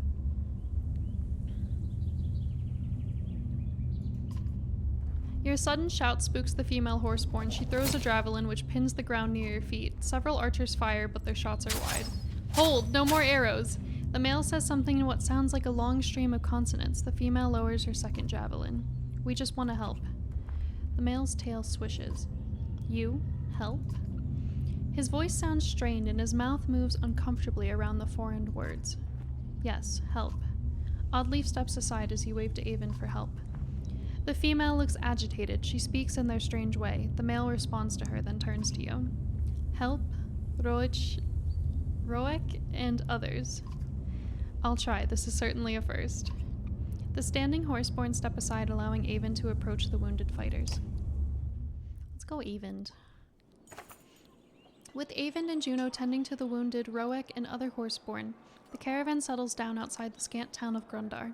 It appears the town is enjoying a small festival. Quite a few clansmen go over the hill to enjoy the sights and sounds, but soon return looking disappointed. They called us outsiders, a woman says. They don't want us interrupting their wheat harvesting festival, but the merchants don't seem to mind trading. The clansmen soon shrug it off and take renewed interest in the horseborn, some and all, others in disgust. Cool. The blonde axeman, one of the two twins from a small village near Skogar, is chopping into a fallen tree for no apparent reason. His swing looks dangerous. Hogan, everything okay? He glares at you. Where's your brother Mogan? He left with the ravens, wondering if I should have done the same. Why is that? I've been following your lead for a long time now, and for what? My brother's gone, my wife and children are frightened of everything around them, including me. I tell them this constant fighting is only for a time, but it's changing me. I see it in their eyes, in my own reflection. I thought I was doing it to protect them, but if they think I'm a monster, what's the point? What do you want to do? I'm torn. I think it's good for me to be out there fighting. Makes me feel alive, like I'm doing something, but I know why my wife worries. Her father was consumed with raiding, felt useless when he wasn't fighting. He died soon after she was born. Depths, you make big decisions every day. Just make this one for me, will you? Ooh, I don't want to lose him as a teammate, but he also doesn't sound happy.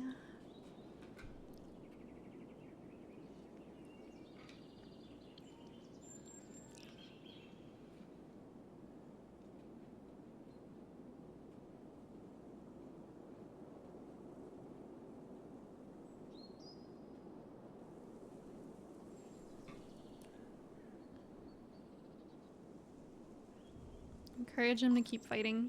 We need to keep everyone safe, not just your family, but all the families. Make things right with your wife and kids in Arborang.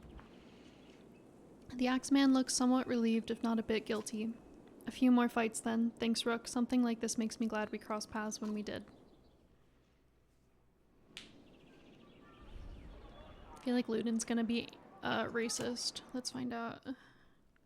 The prince is acting even more standoffish than usual. You and Ivor have caught him staring ahead and twisting the ring on his finger over and over. Yrsa quietly stands nearby. Glad to be heading home?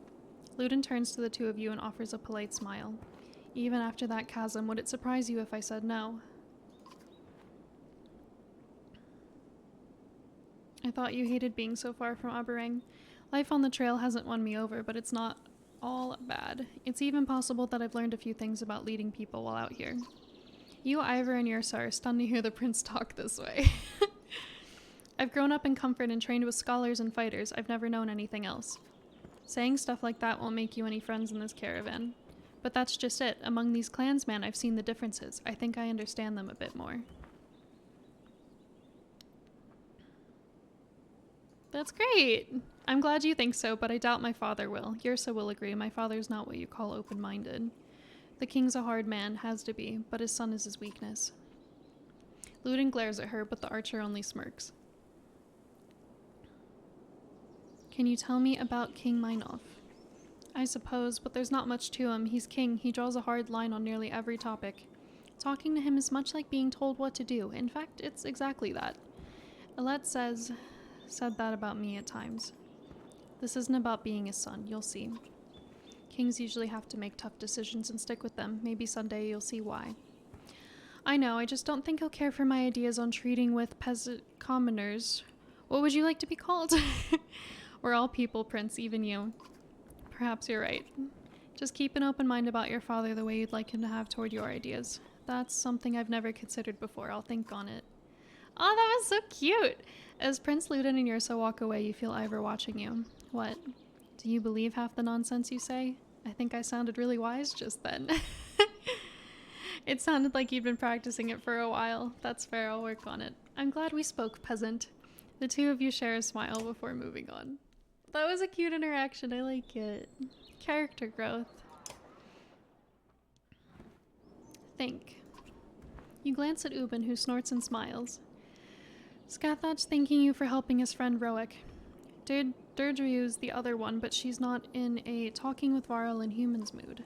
You're welcome. I'd like you to meet Hakan. Scathach's tail swats his flanks and he bows his head towards Hakan. Varl man's same herd means? No, but we're no longer enemies. I haven't seen Horseborn in centuries. Last they knew, humans and Varl were at each other's throats. What brings you so far north? Scathach looks confused by the question, so Ubin shows him the map, pointing to Daladon and Grundar. Food. Our planes break. Hakan snorts. Might be justice. Didn't they kill all the horses, Scrivener? His ancestors did, yes, but blaming folks for things that happened hundreds of years before they were alive? You may as well accuse these humans around us of starting the Great Wars. What happened to Roek? Roek, brave fighter, protect food, hit many times.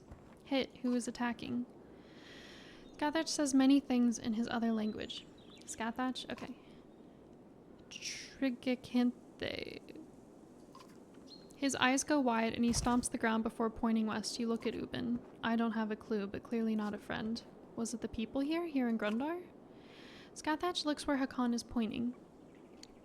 He shakes his head and points west again. The Varl king eyes Scathach suspiciously. How do you know our language? Scathach just stares at you. You talk like us. Where did you learn?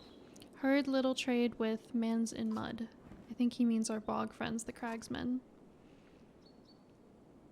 Does that mean all the Horseborn have come north? Many, not all. Not all herds same. Herds fight herds. Many fights. Sounds like no one likes the Horseborn, not even themselves.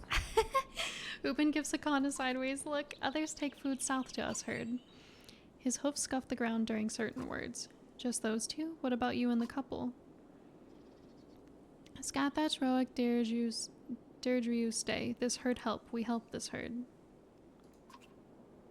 Thank you. Scathach nods in a movement that uses most of his upper body.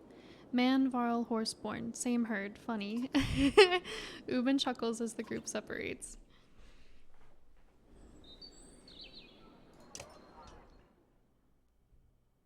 Yay! We have gained centaurs. Horseborn Teilu.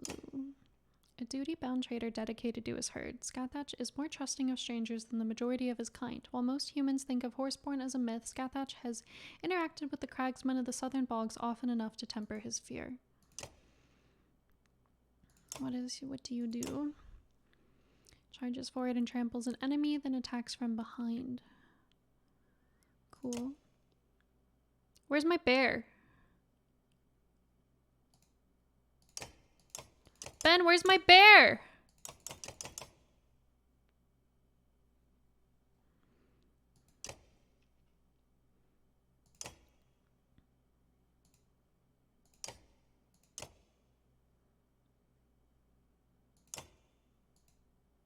Wait, does he gets the bear?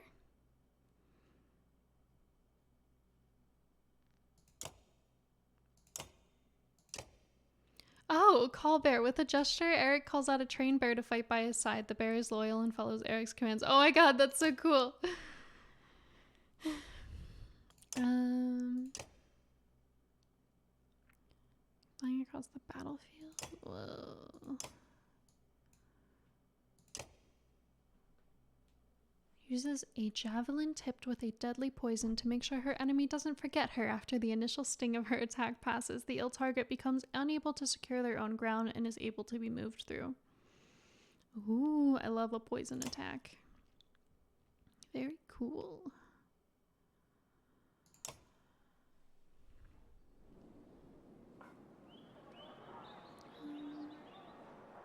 Market.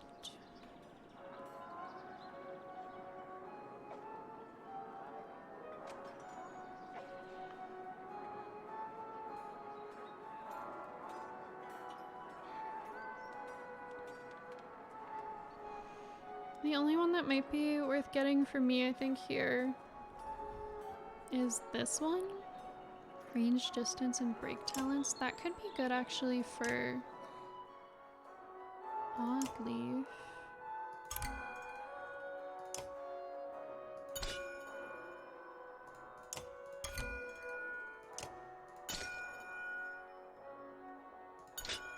Yeah, I think this could be really good for her, actually, because I want... Oh wait, actually, wait, hold on. Am I looking at the right ones? Yeah, this is break, okay. Because I'm thinking Well, let me think. She already does puncture if she doesn't move.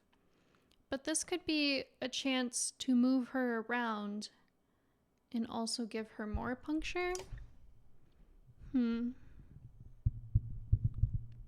not sure. I'm rethinking.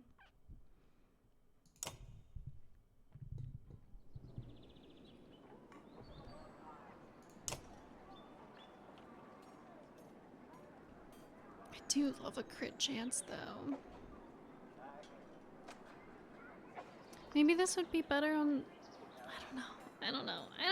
What do you think, Ben? What do you think? Do you think this is wasted on Oddleaf? Do you think this would be better on someone else?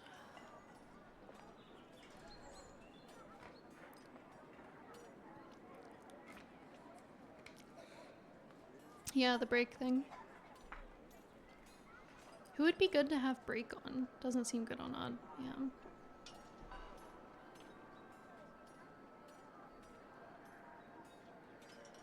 Not sure. I think I'll just pass for now. But maybe we should buy some supplies. 1 gets 3. That's very good. We've been in need.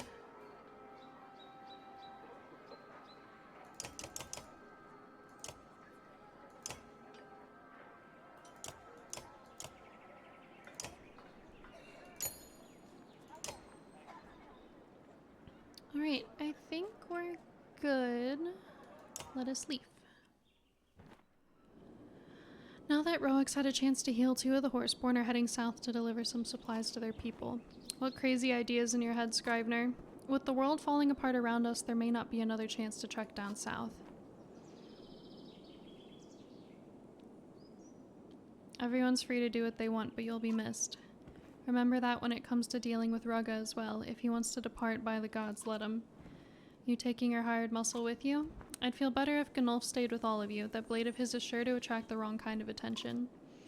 Wrong attention might find you anyway. Then who will protect you? I'm old, not an idiot. I've learned a few tricks to keep my head on my shoulders. The younger Varl shrugs and walks off to find food. Then be safe, Ubin, and join us again if you can. You know where we're going. Don't worry about me. Just make sure you're alive to see this thing through to Oberyn. Farewell. Oh, goodbye, Ubin. Scrivener says a few more goodbyes before departing with the Horseborn.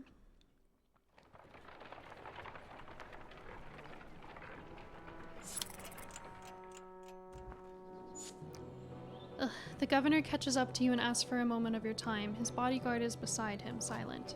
There's something to be said for you getting us across that chasm and through that bog. Is that a compliment? You just haven't gotten as many people killed as I expected. You give the governor a half smile. You'll still fail, and I'll be there to push your face in the dung.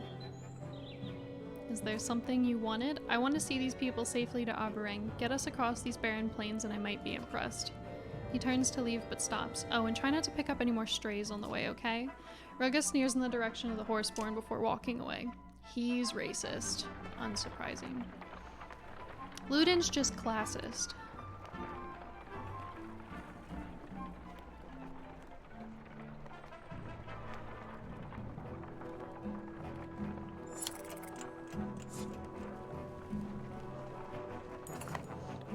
Scouts report subtle movements around you. We're being followed. Studied maybe, she says. Can't tell how many. It's like they disappear if you look directly at them.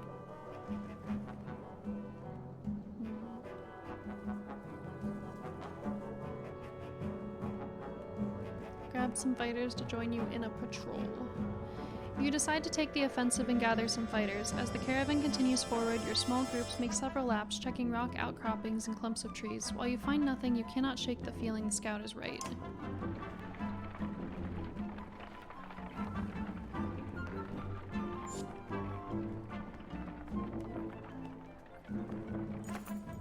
Ahead, the caravan comes to an immediate halt. That's the second Fane shoe this bloody beast has thrown in a day, the Yox tender curses. It will take some time to see the Yox, so you call for camp. I was just about to call for camp. While most of the clansmen sleep or lose themselves in drink, Juno requests a moment to speak with you alone. You are holding things together remarkably well. You sound surprised.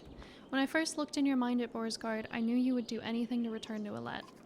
Her death, some of the greatest people in our history have gone mad at the loss of loved ones.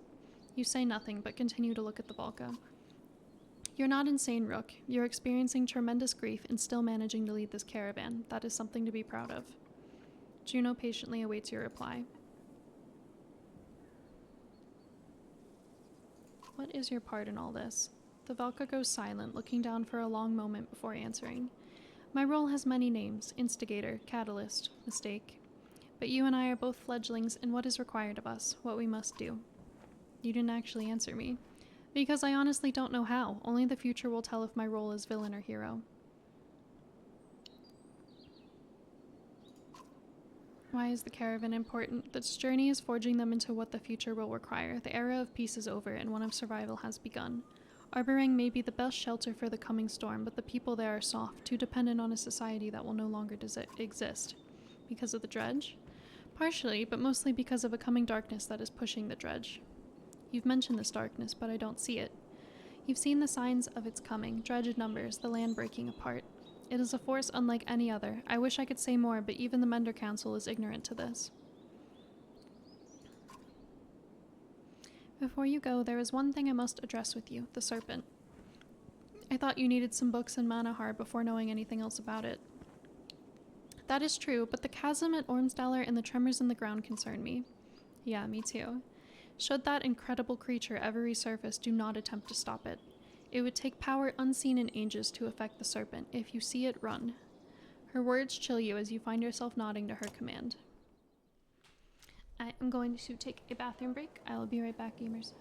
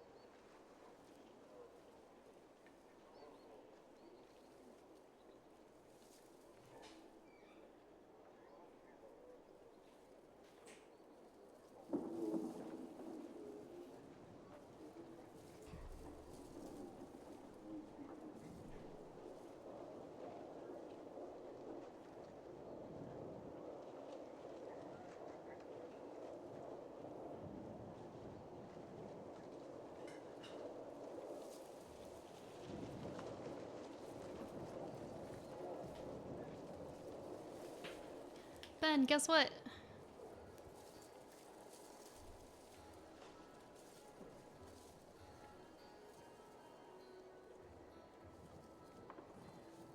Corey got third in the tournament.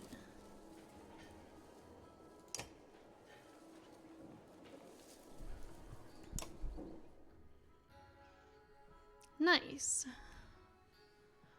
I'm gonna level up your sub. You profited on your investment. Good gamble.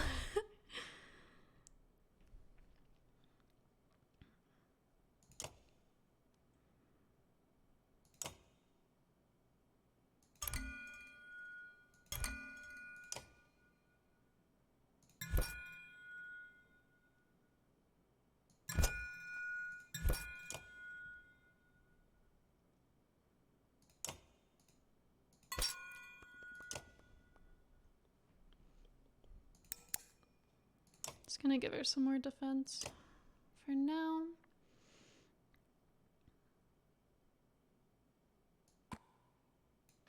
Oh, there's so many fucking characters on this side of things. I want to try using one of these people.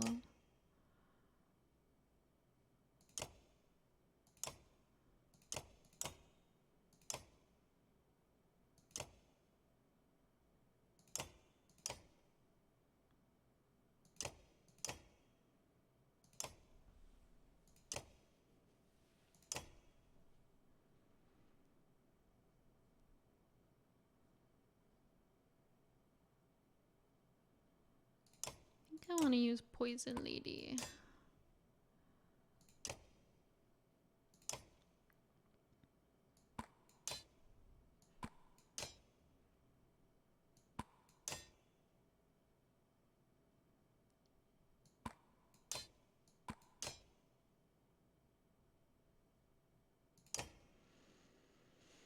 Do you know who they lost to? I do not. I'd send them a message. Oh, can I do any more training?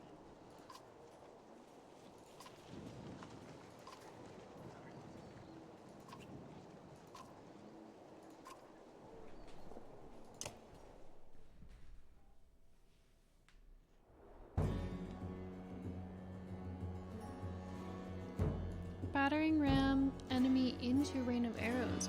Oh, interesting.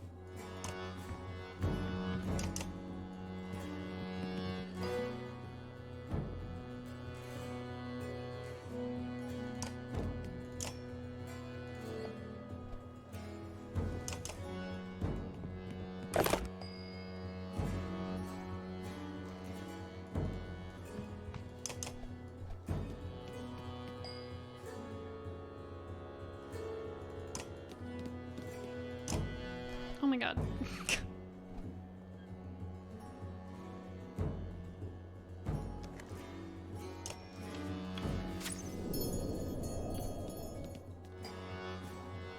There we go.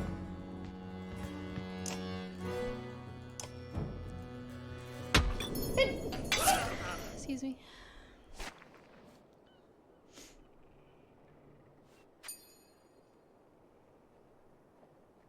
I drink my Soylent.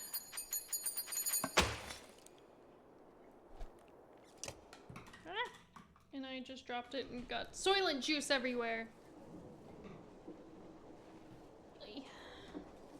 Not everywhere. It's only a little bit. Wait, any other training things for me?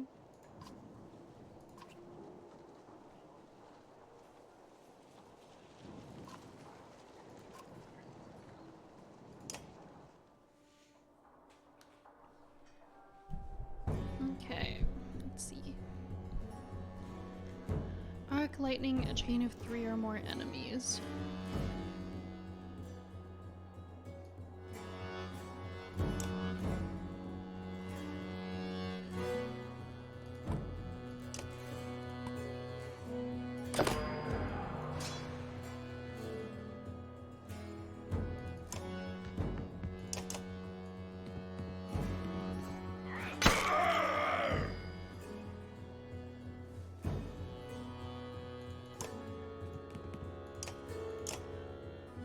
Will that hit you as well?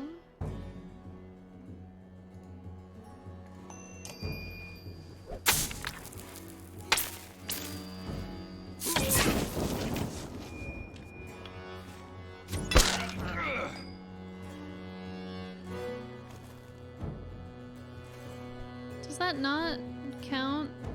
Would he have to be like up one more quadrant?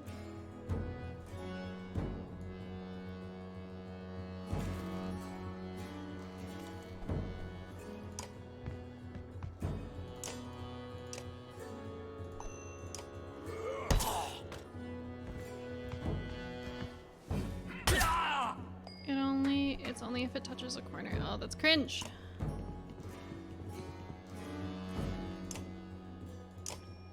Wish I could mend myself.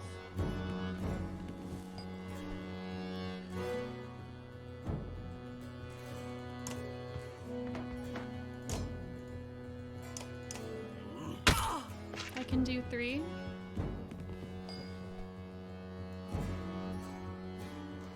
It could have hit 3. I thought I don't know, whatever. Cause there was a guy here, and then there was a guy here, so I hit this one, and it did damage to these ones, but it wasn't like, I guess it wasn't a long enough chain.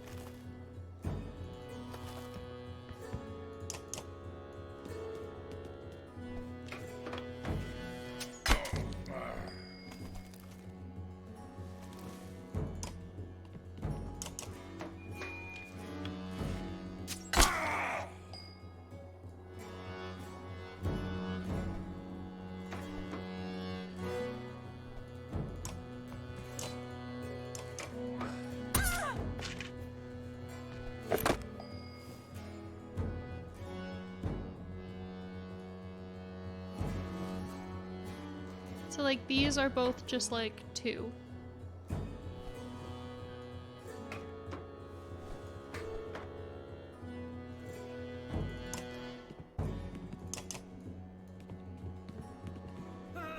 No?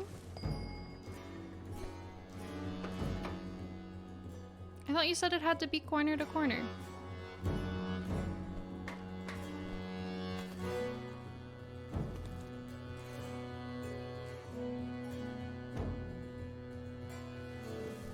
Oh, well, oh, these ones, oh, I see.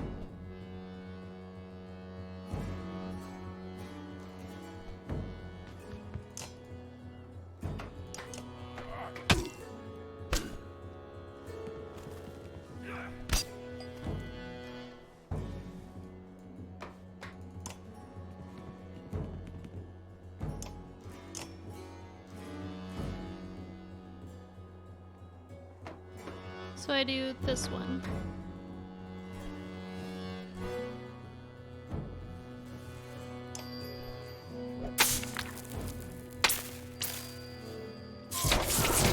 Nice.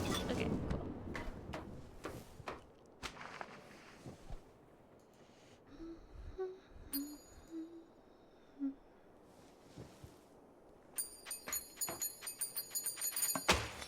Yeah, I think so. I'm just confused about like the borrowed space and the human space being next to each other. So like the edges, the corners have to, how would I do that?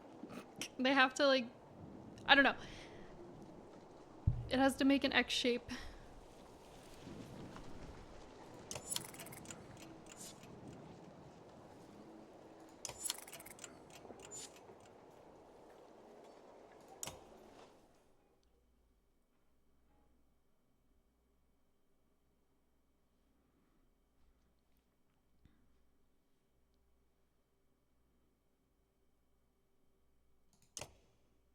I'm gonna promote you just because you are very low level and now you have a bear.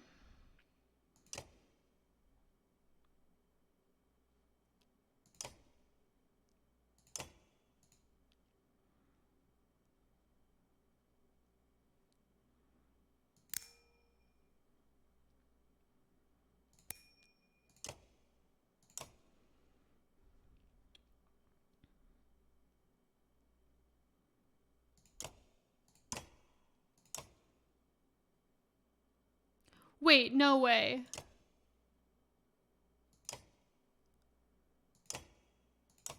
Oh, she gets it too?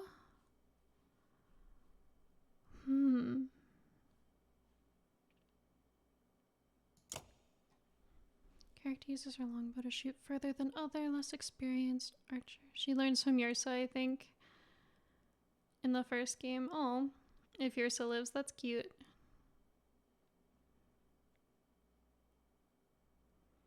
I feel like maybe I should just like keep them separate though.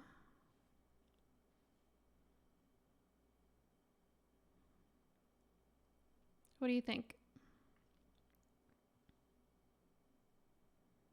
Because I do really like Bird of Prey as well. Like, should I just keep Yrsa with her fire burning and have Oddleaf learn this other ability instead?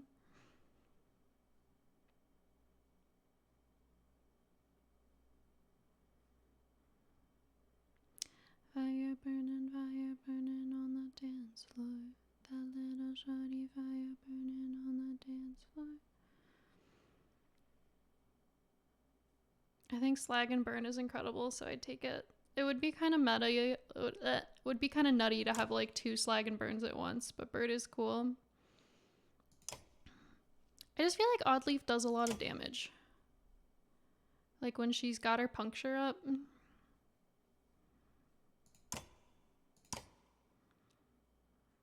But in the event I lose one of them again, I do kind of want to keep Slag and Burn, so I guess we'll go for it. Cool.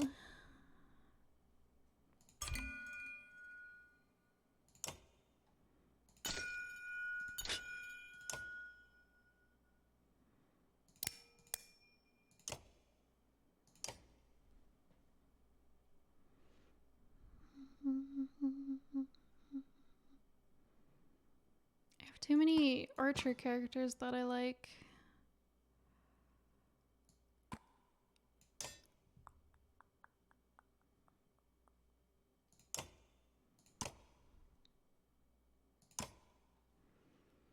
Oh, he gets pig sticker. Yes. Yes, king.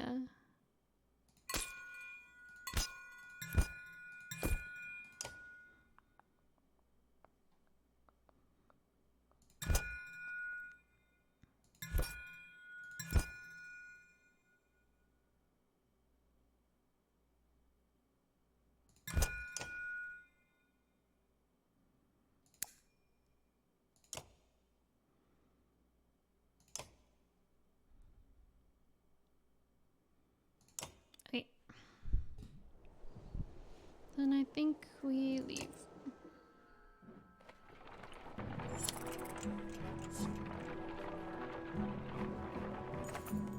A scout runs up to you. There's a woman tied to a tree up ahead, got 4 guards watching her.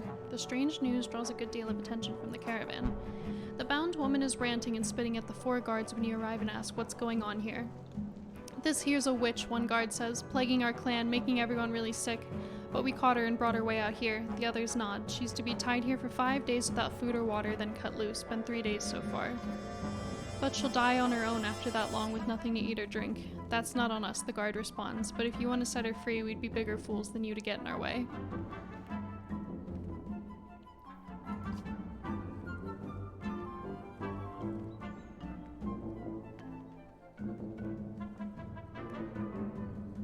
Yrsa, any thoughts? Yrsa smiles and saunters toward the tied woman. She says a few quiet words to the prisoner and looks her over before returning. My suggestion? Burn her in the tree to the ground. How do you know she's a witch? Everyone looks at the woman who is grinning a toothless grin. She scratches at the tree bark and calls out the dead gods one by one. If that's not enough, the guard says she was seen squeezing mistletoe berries into water troughs. Think I heard that makes you sick. The other guards bob their heads in agreement. I don't like it, but this isn't our concern. We don't like it either, the guard says, but thanks for leaving us to it. As the caravan rolls by, the woman screams curses and hexes, leaving most feeling sorry for her or scared. I don't know, she seems a little nutty. I'm gonna leave her. Could have been a cool character maybe, but I'm gonna leave her. You notice the archer knit because she is standing perfectly still, looking out into the distance. Let me guess, you see more grass. When she turns to you, she's not smiling. Dredge, she says quietly. How is that possible, you ask, knowing better than to doubt her sight. I thought we lost them at the chasm. You can make out a dust cloud on the horizon, which means they can make out the one produced by the caravan, and it's heading the same direction as you, towards Lundar. The Volca walks to your side and says, I was afraid of this, the cracks in the ground along the Eastway Road. It's like that damn crevice at Sighorum all over, Hakan says. The judge were just pouring out of it. Does that mean they could, Juno finishes your question, appear almost anywhere? Yes, but let's not panic the caravan, just keep moving.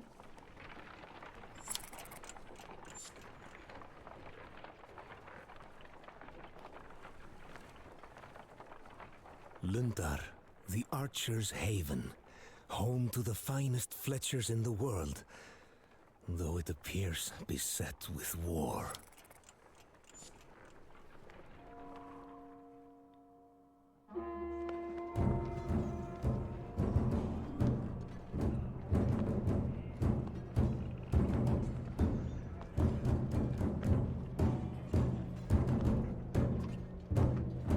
Horseborn, why are they attacking?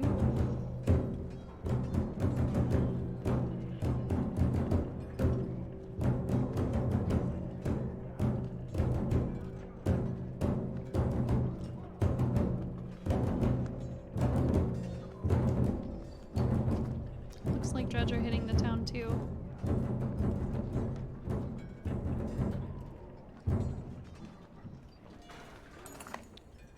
So sweat, this is bad, Hakan says. Lundar is fighting on two fronts and barely holding it together. Hakan's been warring long before you were ever born. His worried look is unsettling. I always heard the Horseborn had trouble with walls since they usually fight in open fields, he says. Ubin's the only one old enough to actually know, but it doesn't really matter because those walls will barely slow the Dredge. And if those Dredge flatten this town, we're defenseless out on these plains, Ivor says. But what are the Horseborn after? All eyes turn to Roic, Deirdre, and Scathach. The three Horseborn in your caravan are pointing and talking excitedly in their own language. Deirdre nods toward Roic, tossing her head and baring her teeth. You are surprised by the look of savage fury on their faces as the couple takes off without warning, charging the attacking Horseborn. While Scathach remains behind, he clearly wants to join them, but he awaits your decision. They could die on their own, Oddleaf shouts, not hesitating to follow Roic and Deirdre. Ivor sighs. She's lost her mind over those new members of the clan. Might lose her life for it too. He looks at you. We could fight Dredge or Horseborn, or split up and fight both if you're feeling suicidal. If we're splitting up, my Varl are hitting the Dredge, Hakan says. We're good at that. Ingvar can do what he wants. He always has. Oh god. I don't want to lose Oddleaf.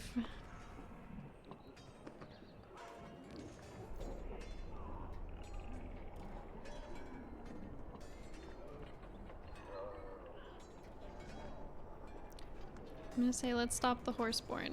Though the Horseborn are much faster, you and the others follow Roic and Deirdre against this unfamiliar foe. There are more of them than trained fighters with you, but smart tactics could still win this fight. Many of your clansmen will die unless you are victorious.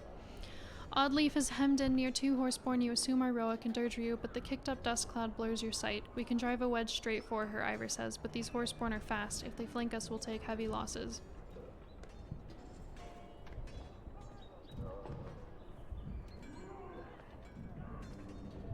We have to save Oddleaf and the others. The governor says, you'd risk us all for that woman and those two mindless beasts? We're saving our clansmen! Ivor shouts for a wedge formation, and everyone charges towards Oddleaf and the two Horseborn. I save waifu lady! Do I have to? Okay. You are included.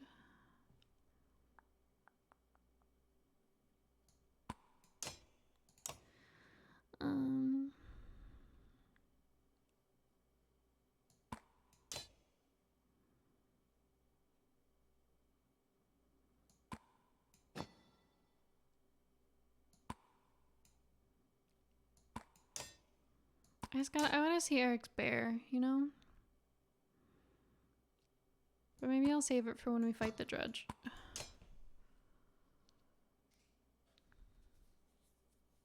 maybe not. I don't know. I don't know. I have too many good party members and not enough spots.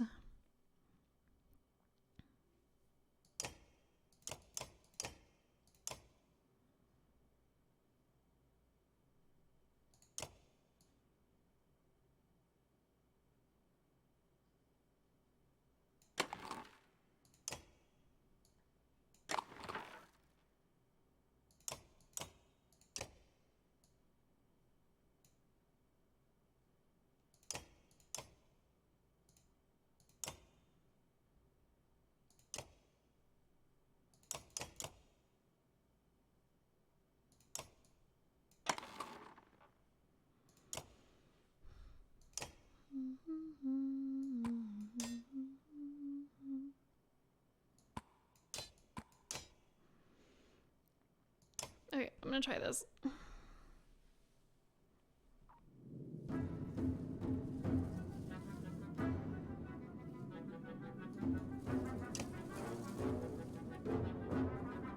they move after their actions? Move 2 tiles per will. Move 3 tiles after actions.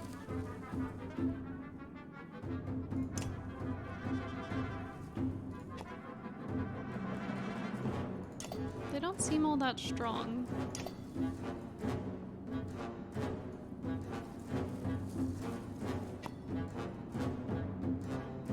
Whoa. What the fuck? What do you mean? They patched the game?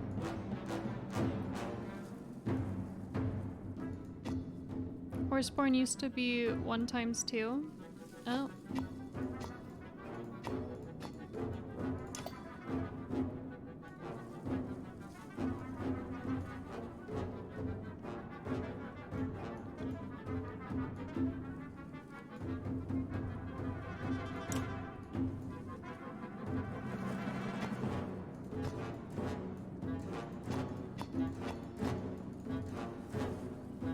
Maybe I'm crazy. At least I really think they did.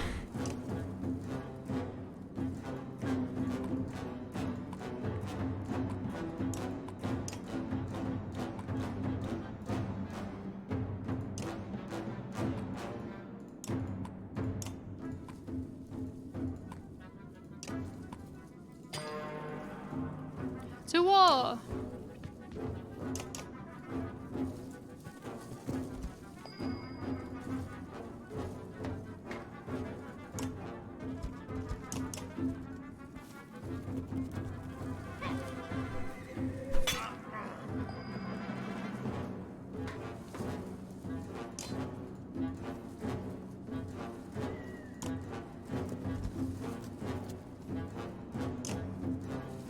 Break damage plus knockback stuns when round units pass through, take 1 strength damage. Whoa.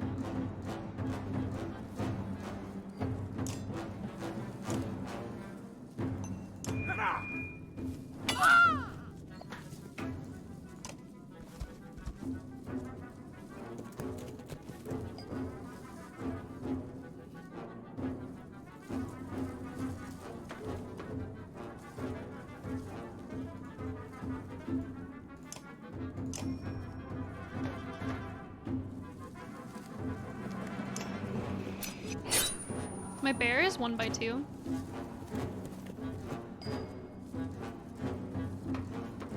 Spine grinder.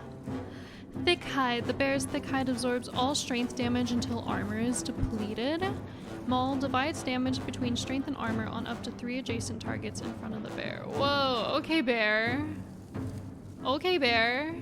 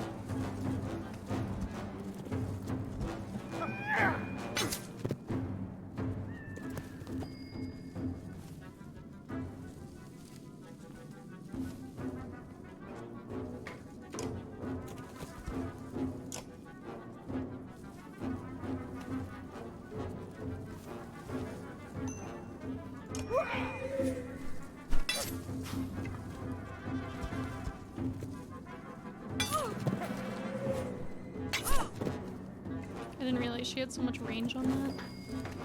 It's okay though.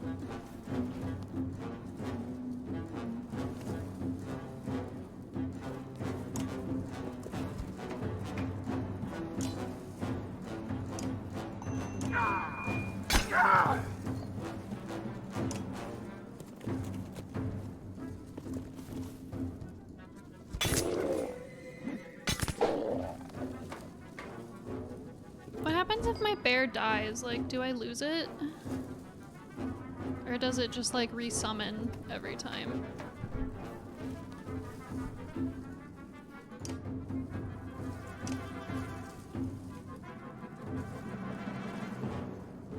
One bear per battle? Okay, cool.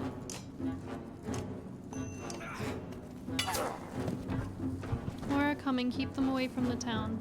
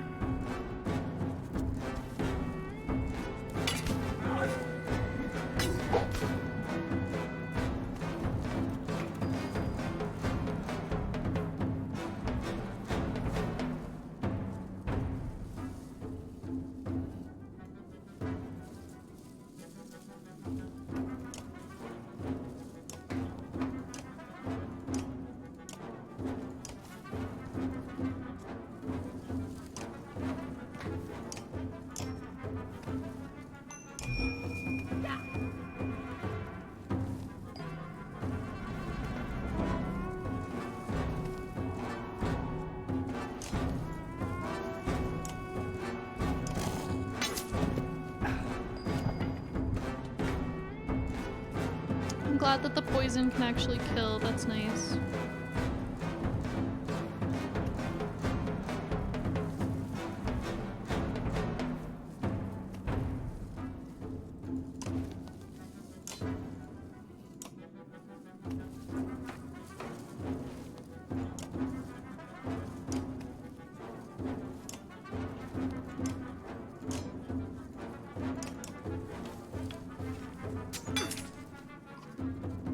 If we defeat enough, the rest will retreat.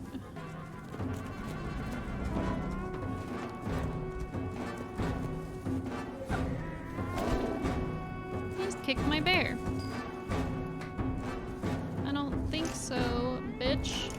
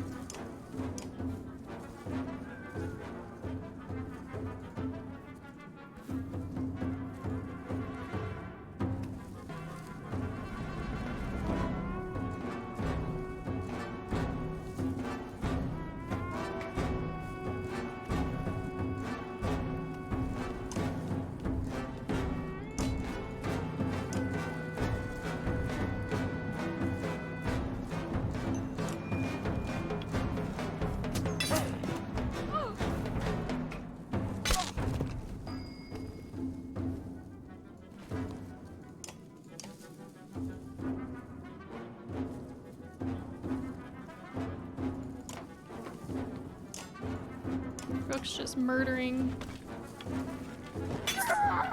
Maybe I should move him away from the end of the turn because he's so powerful now. Bye, bear. You did great.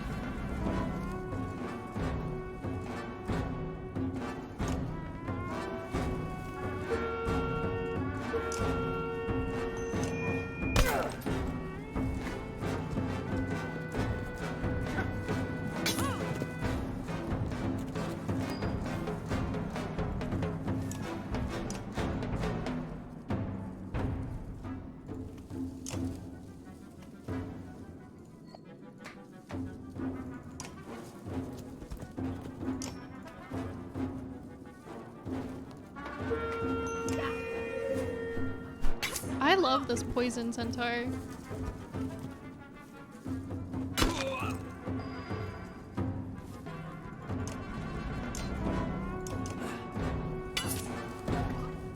This should be the last then. Let's finish this. Durdrio is awesome.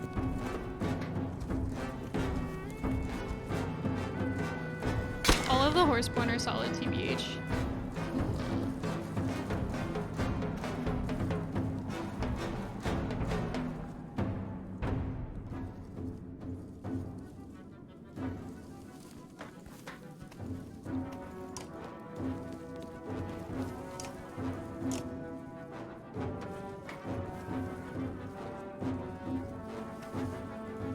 I'm gonna gamble that one.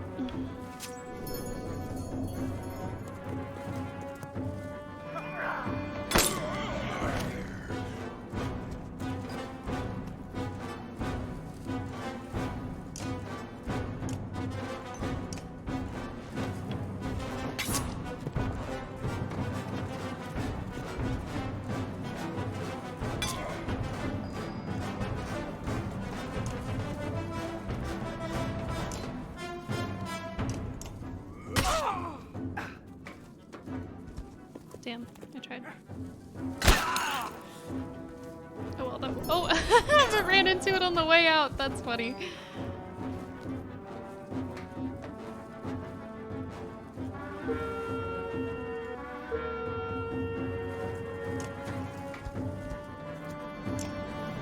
Oh, damn. I hate when I do that.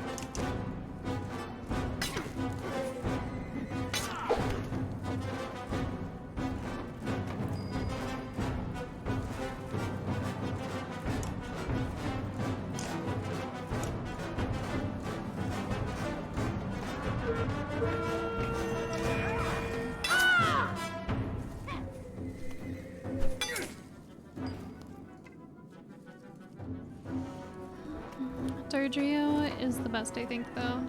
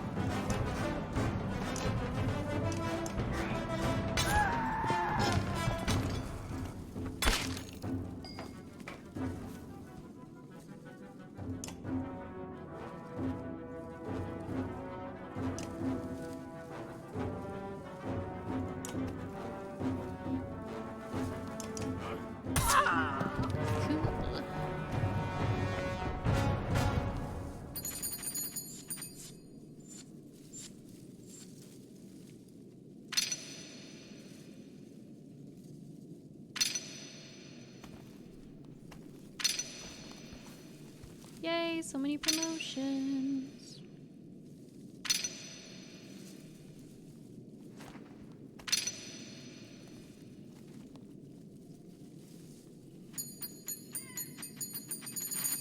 Damn. Just as quickly as they tried to flank you, the remaining Horseborn scatter. Oddleaf looks at you and smiles. You didn't have to come for us, but I'm glad you did. Roic and Durdrio look excited, but you could be misreading them. The town, the Varl King's voice rattles you. The dreads are destroying it. Everyone who can manage getting to their feet rushes into Lundar. You look at all the destruction around you, the loss of life, and try to find some meaning to it. Even before your breathing slows, an older townsman runs up shouting, "Those dark spawns at the depths are destroying everything!" He almost stumbles in front of you. "They ruin the homes and the market. The Great Hall's the only thing still standing, full of the decision makers and those with money," he spits. "Let it fall like the rest for all I care. Just take the rest of us with you." "We'll save who we can," you tell the man, "to the Great Hall." Okay.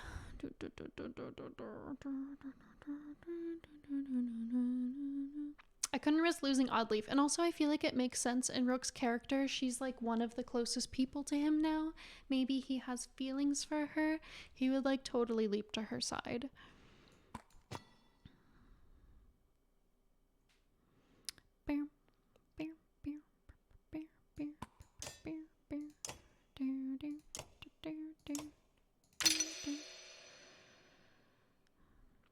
When's the fanfic? It's coming.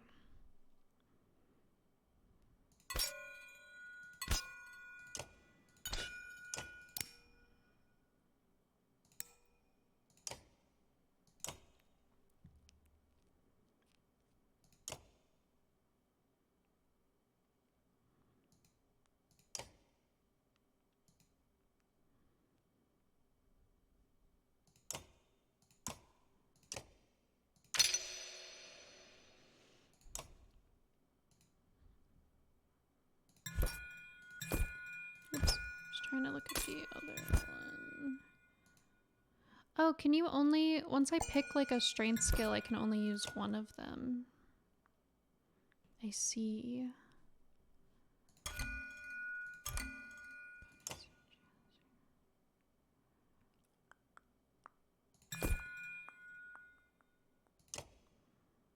Oh, I'm just gonna up your crit chance then. I thought you could like pick both of them.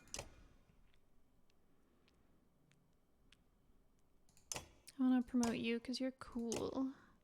Pin. The Horseborn spears her target and pins him to the ground, dealing damage and inhibiting movement. Okay, cool.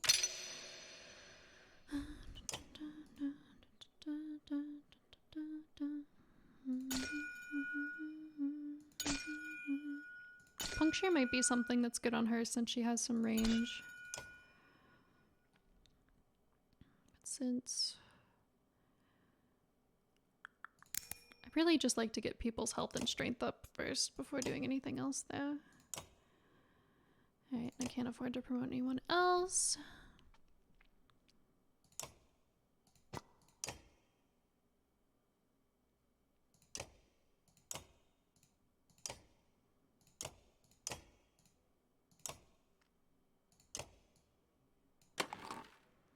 I'm gonna move Rook up higher because he's just like obliterating people right now.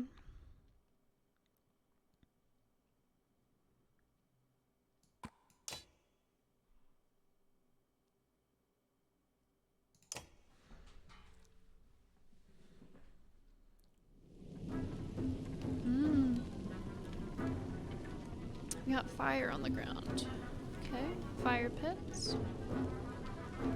This reminds me of one of the first missions in the game.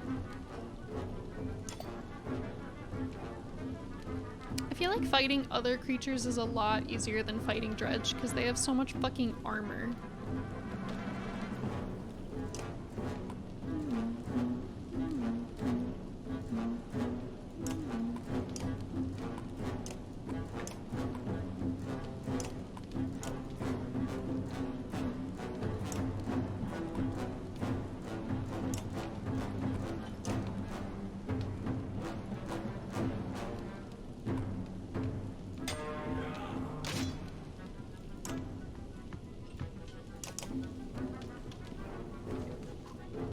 Even with the guards, the people here were still being overrun.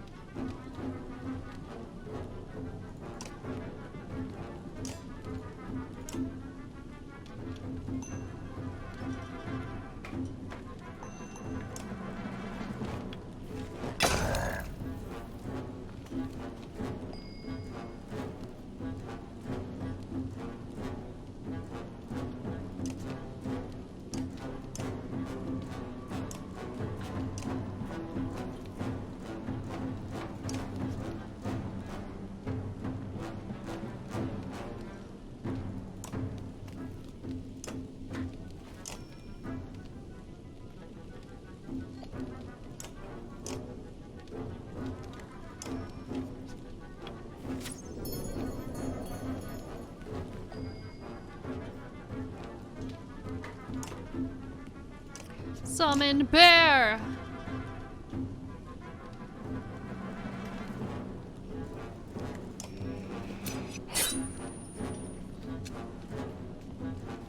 Did they feel like Eric's character didn't do enough?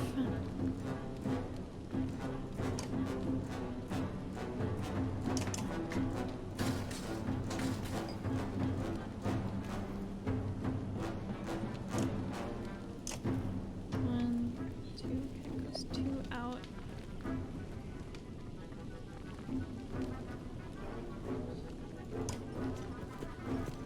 Eric is slightly annoying to get in the first game. I feel like I had him in the first game. And he's a mediocre unit.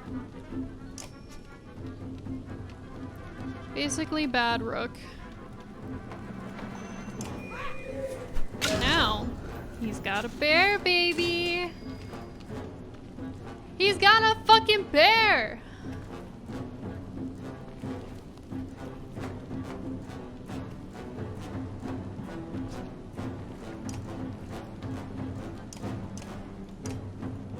Sorry, a fame bear.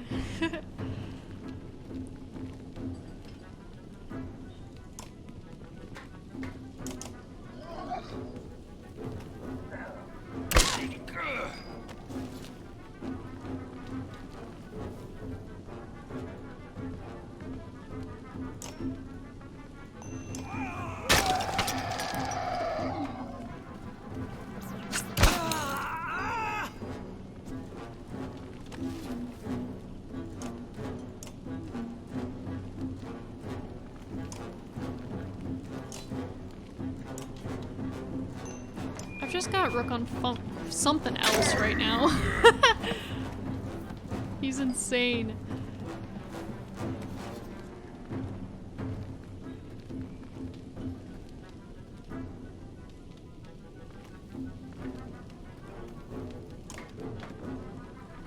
Who's going next? You. And then you.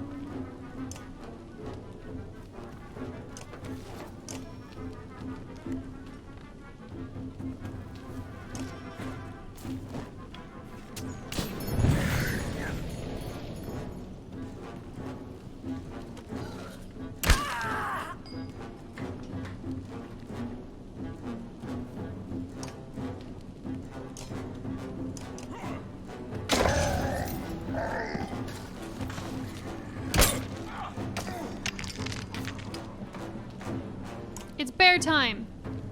Hiya. Does anyone get the kill for the bear?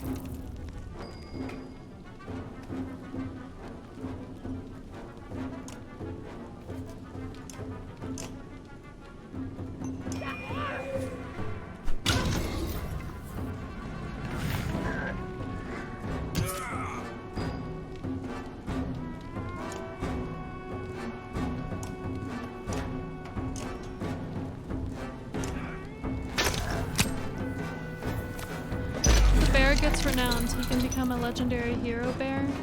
Can you actually upgrade him? Don't lie to me, Ben. Don't hurt my heart like this.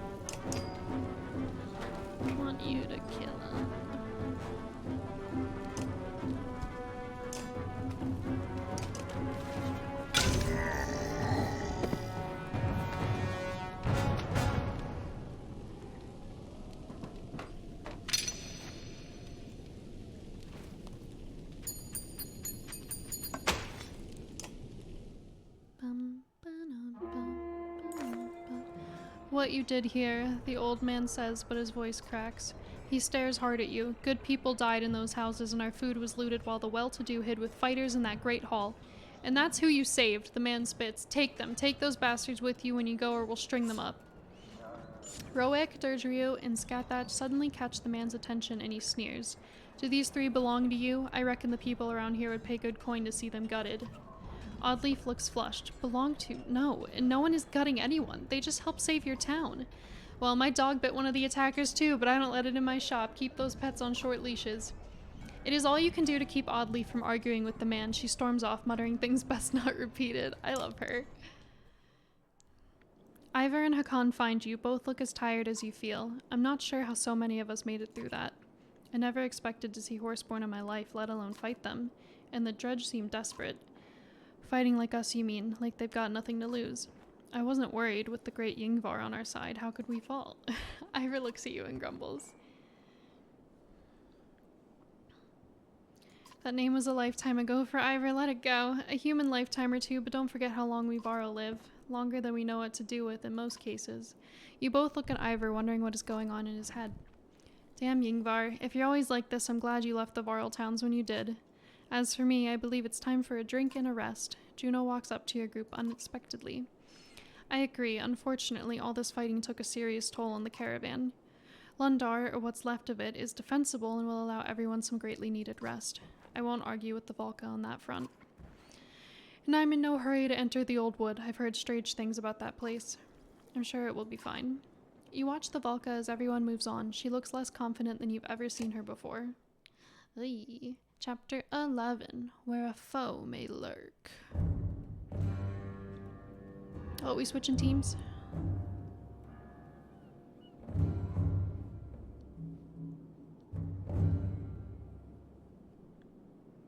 Alright. Back to my aggro townspeople. Your hay mattress itches, but it is more comfortable than sleeping on the cold, hard ground. As you stand in your private room, you hear something. Throwing on your cold bear cloak, you step outside and listen. It's the distant sound of battle outside the gates where your ravens are. You race to the gates, shouting for the guards to open them. They look pale. I swear to the gods I'll make it worse for you if you don't open these damn gates, you yell. The guards follow your command, and you're almost overwhelmed by a surge of clansmen pushing to get through. The old wanderer of your company finds you. Just some Dredge scouts, he says. Surprised us in that snow and we took some losses, but we cleared them out. Probably a lot more coming, though. As he speaks, the snowfall lessens. Timing. Storm must be moving south now. Not that it changes much for you living it up inside here. You grab a raven running by you. I want every one of our fighters ready to move now. Set a post inside these gates for them to wait for me. The fighter nods and takes off to find everyone. Get a Yox pulling that cart, we're leaving. Good idea. Going already? The silent appearance of the two menders surprises you. You were outside the walls. What did you see? Dredge scouts. I'll wager my axes there's an army of them coming this way. The young mender's eyes go wide as he stares at Claw and Fang. And if that's true, they'll level this place. The storm must have hidden their approach. Or kept them at bay. But why are they here? Why now? I don't care. We're heading for the mountains. But the ravens could take on all these dreads, especially with the Volca's help. Like that time in River Rake when you helped Volca Fjorin. Huh, I'd forgotten about that. Nykel's eyes light up. It was you, Fjorin, and a handful of ravens tracking down the bandit who called himself the Draugr of Dengler, the river. A war horn blares across the town. The army of Dredge you suspected is real. Nykel's fine gunmender. Have his guards try to calm the people, but bring him to meet us at the barn with the cart. The young mender follows orders without question, not a bad quality. The cart's not your business. I disagree. A dead Valka gives you a cart to hide in the deepest recess of a river and suddenly an army of Dredge appears? If you haven't already tried, I doubt you'd be able to open the cart. If it's woven shut, as I suspect, I'm the only one here who can open it. We told you, Juno's not dead. We were just traveling with her. Let me tell you something that compromises my position as Valka. The Juno who I knew, who the entire council knew, was put to death by us, the council. You killed one of your own? It's a very rare sentence reserved only for the worst offenses. Altering people's minds, their thoughts, is one such offense. Folka gets quiet and looks at you. Did she try something on me? Oh, Yeah, she tried to like calm me down when I was berserk. She tried something on me, it didn't really work. Because it wasn't Juno. It couldn't be, could it? Whoever it was got mercenaries to bring that cart here for free. Subtle. Regardless, Juno was put to death and Avend was imprisoned. In his grief, he escaped and stole away with Juno's body, but for what purpose is anyone's guess. So no, you will not be paid by the council for a job issued by a Valka whose life we ended. Your irritation is rising when another war horn sounds. 2 horns means a large force approaches. Collect what you need and hurry to the barn. It's time we discover why you're really here. Ooh, spicy. The last dredge falls and you pause, taking in heavy breaths. The snow is finally abating. The storm is moving south. Let's get inside the gates, you say.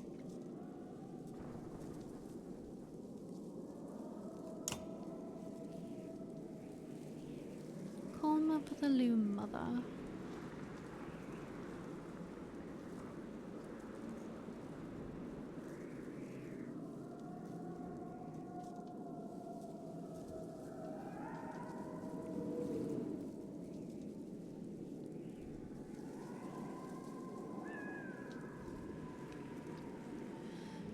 Breakdowns.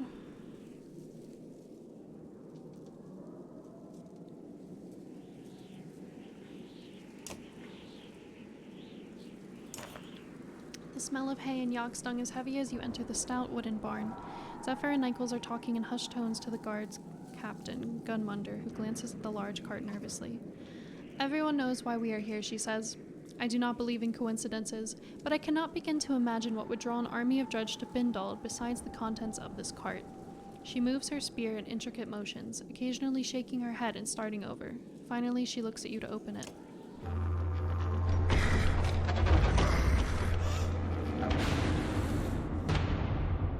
Ah, it's Bellower.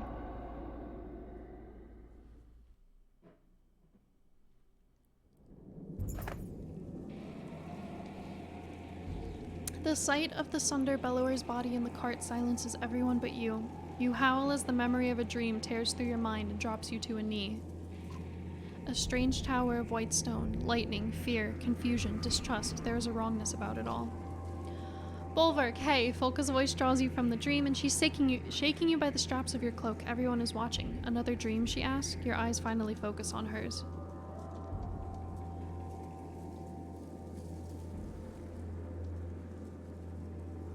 A white stone tower, lightning. What are you talking about? Zephyr asked, pulling away from the cart. Her tone is full of concern.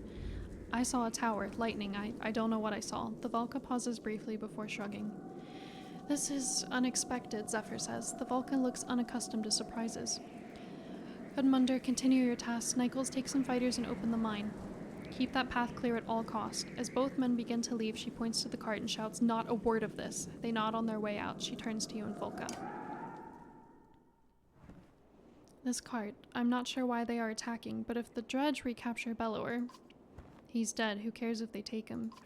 He cannot die. His immortality is more than rumor. Dredge lives have no natural end, but they can be killed, all except the immortal Sunder, Bellower. They live forever? Zephyr nods, but looks lost in thought. How do you know all of this? Zephyr sighs. The Valka know many things about all life in the world. I cannot go into further detail right now.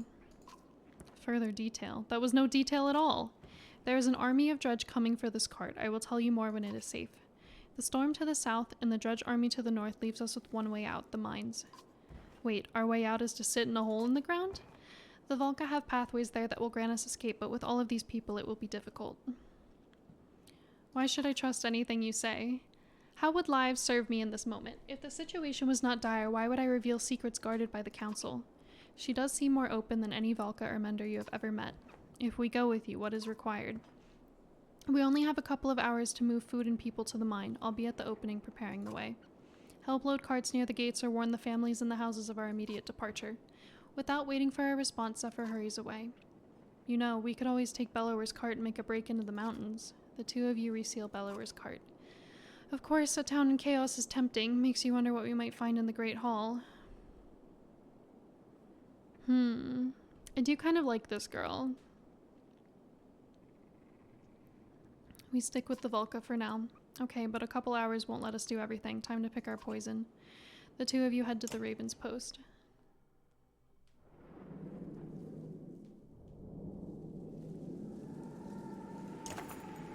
You choose a few ravens, of the half that are around, to join you on your investigation of the Great Hall. The front door might be the easiest, Volka says, but we could lift someone onto the roof and he'd be in under an eave without trouble. You give it some thought. We don't sneak around like rats. Front door. The large doors to the Great Hall barely accommodate your frame as you and the others enter quietly. Half-full baskets of cups and plates, hay-padded crates with armor and weapons, and rolls of furs and tapestries are everywhere. Just when you think no one is around, you hear voices upstairs. Quickly search the bottom floor and leave.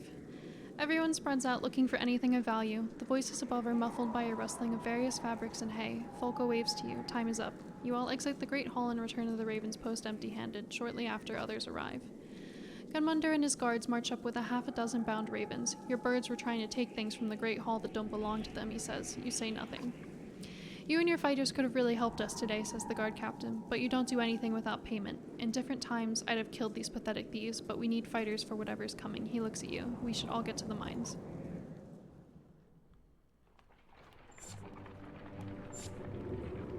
Ooh, gain lots of people. Goddamn. Ooh, this is cool. The mine shaft is cramped in more than once your broken horns knock against the rough ceiling or a timber. You follow Volka Zephyr at the head of the caravan. She is lighting one of many bracketed torches along the way when shouts from the mouth of the mine reach you.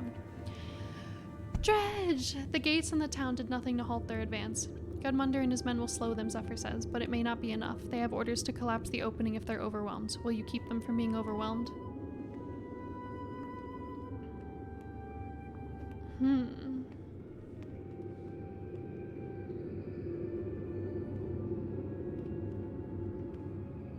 Ravens, back to the top.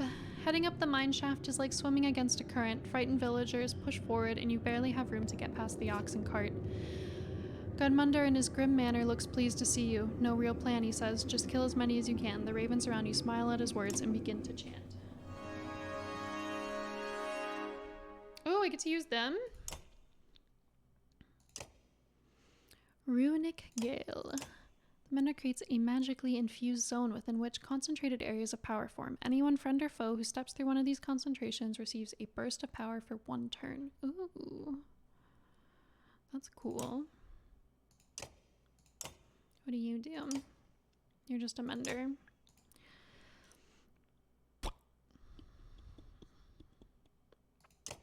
You are a raid master. Oh, this is my pipe plant. You can't help but feel calmed by the sprouting life in the bowl of this broken pipe. Oh, it literally is what it says. +3 will per rest, +1 armor per rest, +1 will. And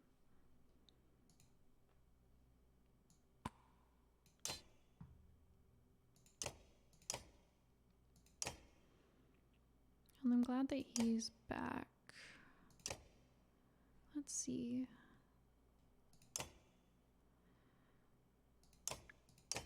He doesn't even have an item, so maybe I just level him up and give it to him.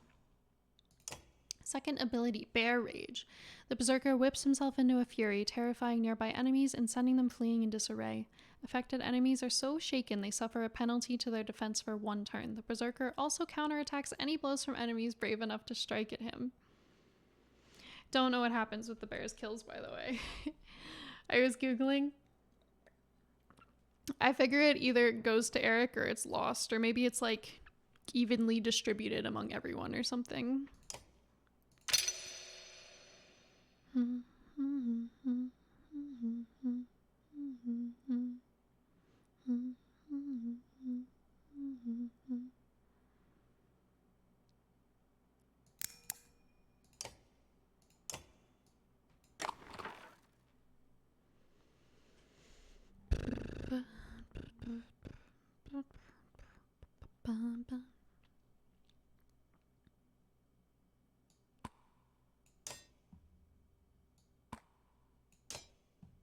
I'm gonna leave Folka out because I have a shield person, I think.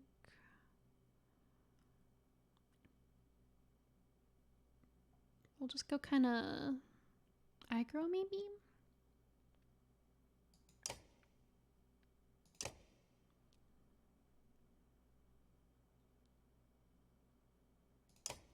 I think I kind of want to try her out.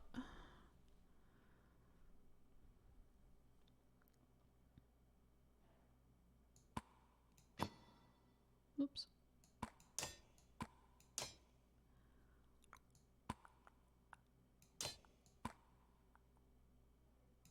Let's do this. How long have I been playing?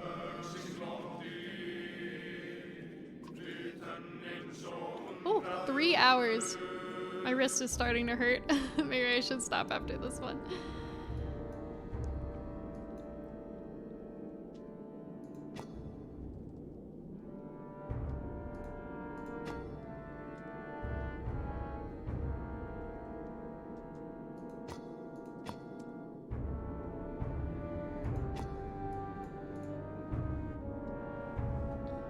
Switch hands.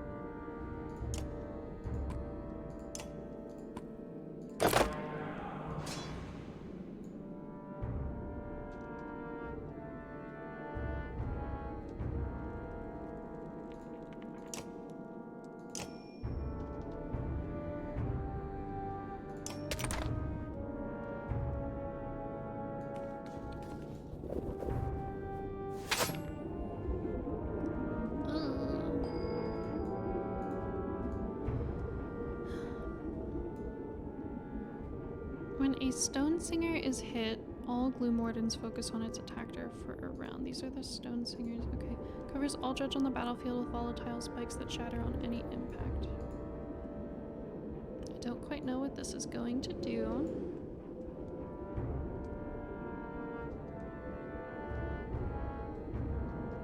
I think I'm just gonna hold.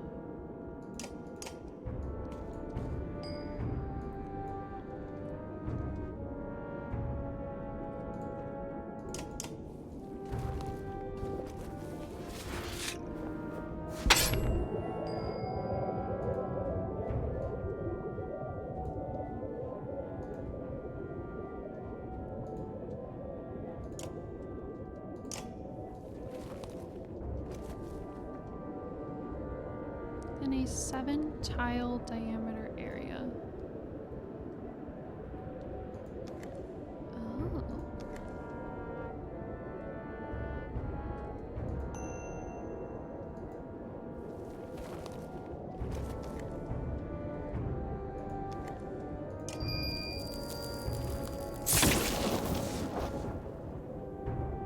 Oh, interesting. Increase armor, increase willpower.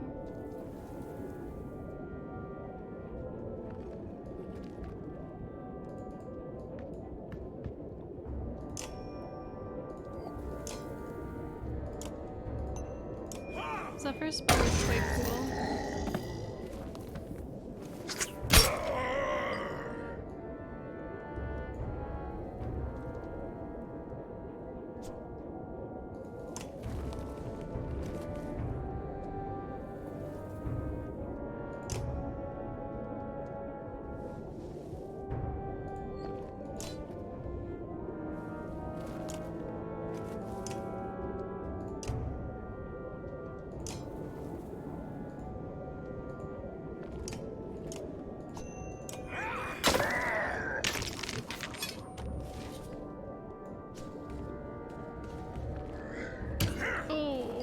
That hurts.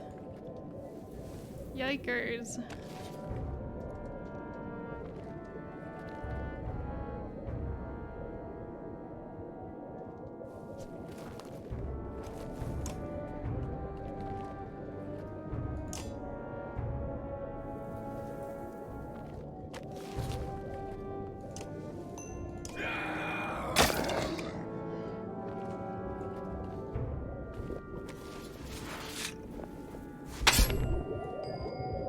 They're all wobbling. Look at them.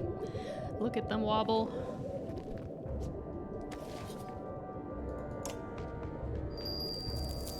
So, is it just for the turn? Or is it like for the rest of this?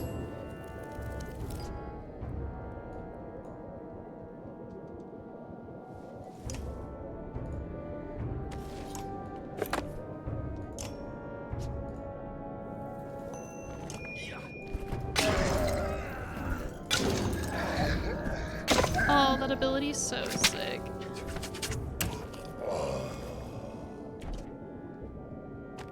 The battle. Oh, that's so cool.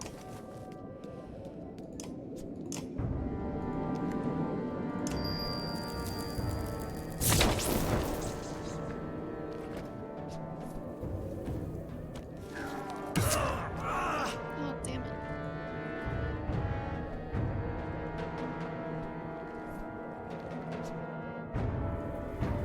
Yeah, Banner Saga 2 really improved abilities.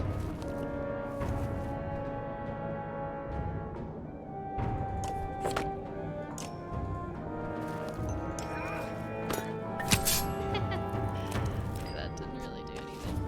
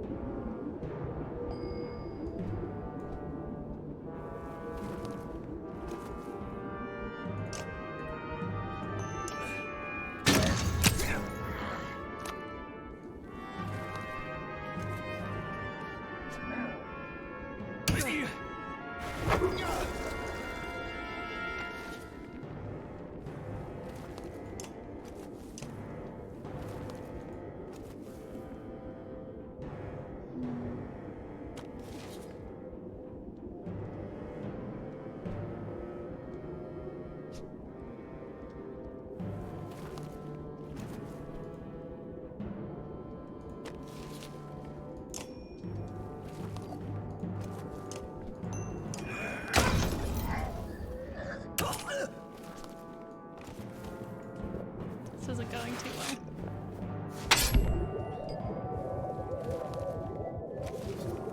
I'm gonna restart this one.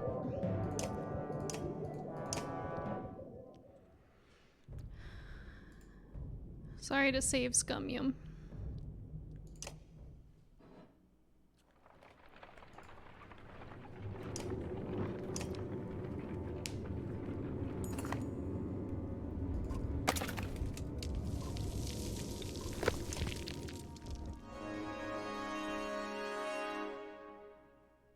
You are good, but just not very good against, Dredge.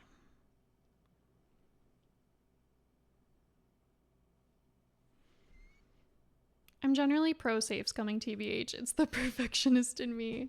That's so valid.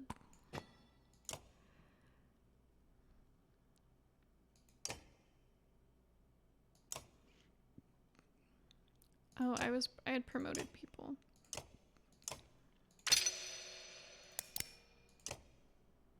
Heckin' valid, as the kids say. Yes, that is what they say.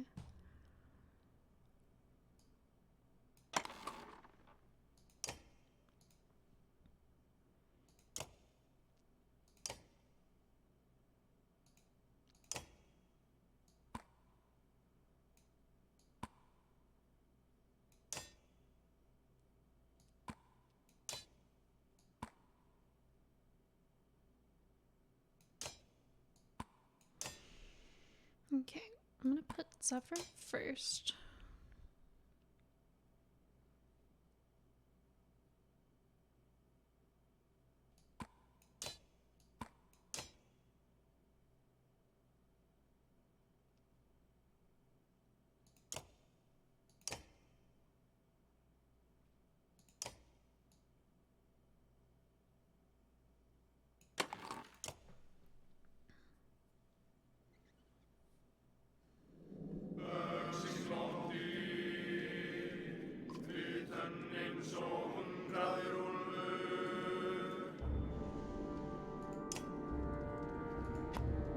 Let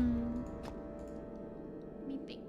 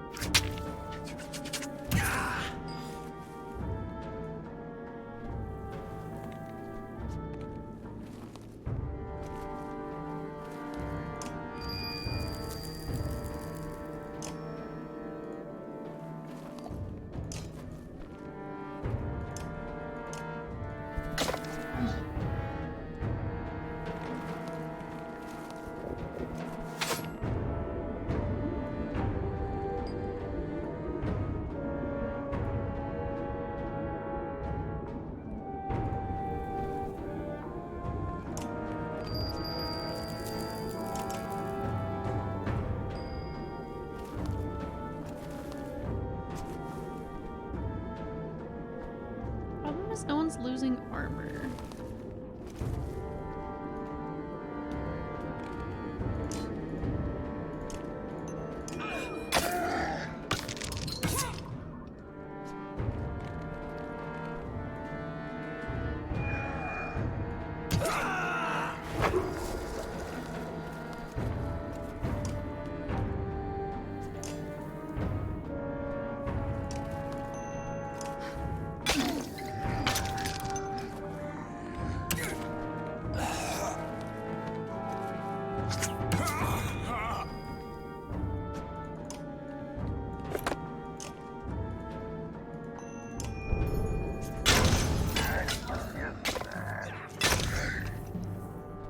Okay, I hate this. I hate this too.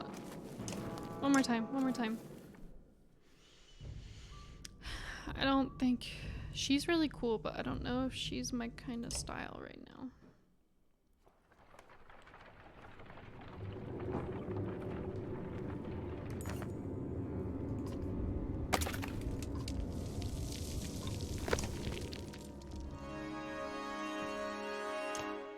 Come out.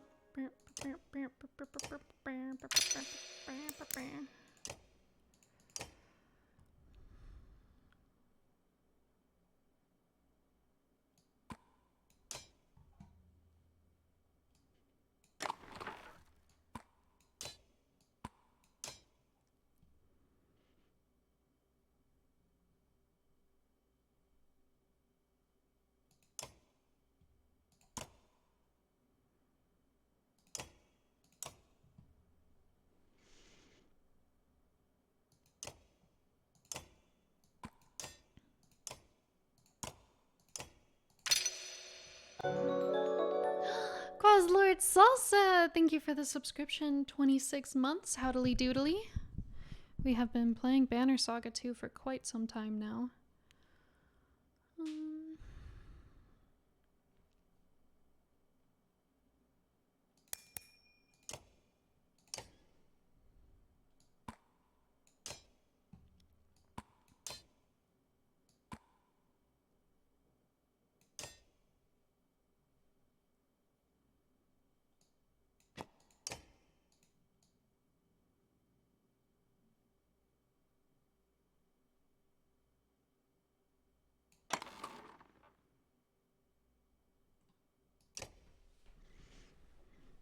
What are you up to on this fine Saturday?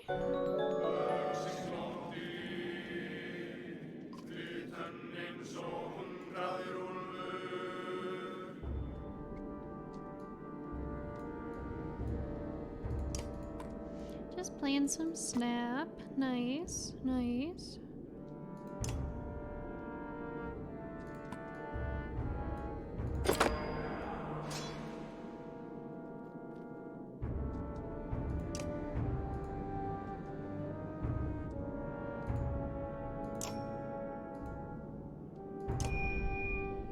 When stream ends, gonna double up with Ben shortly. Yeah, I think after this battle, I will be done.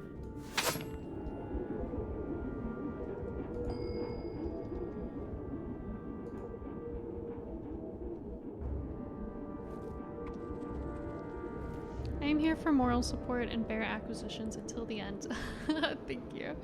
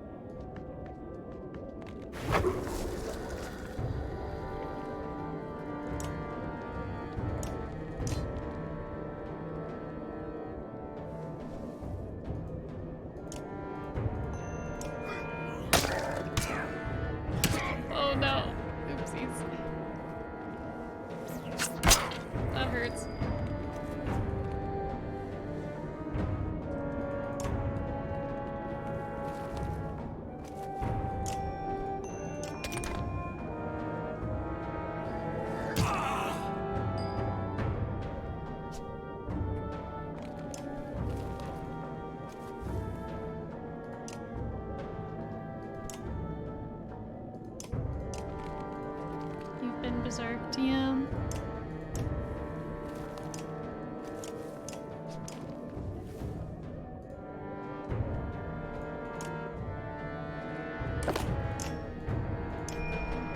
Þú verður aldrei hálfur maður á þessa stund.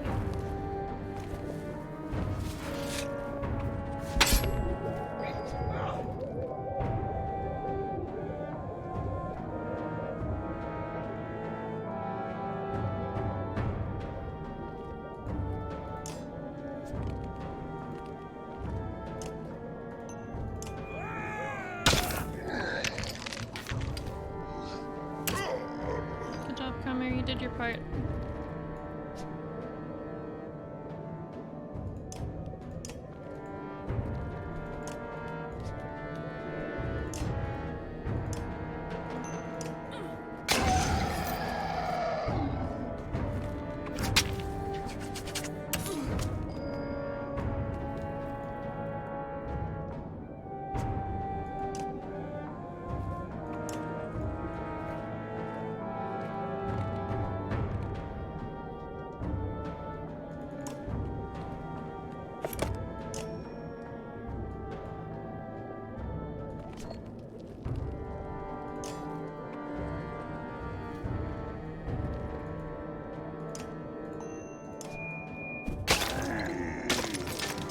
Cool, that was good. That felt good. Oh shit, he just died. Oh fuck. Okay, well, we're getting there.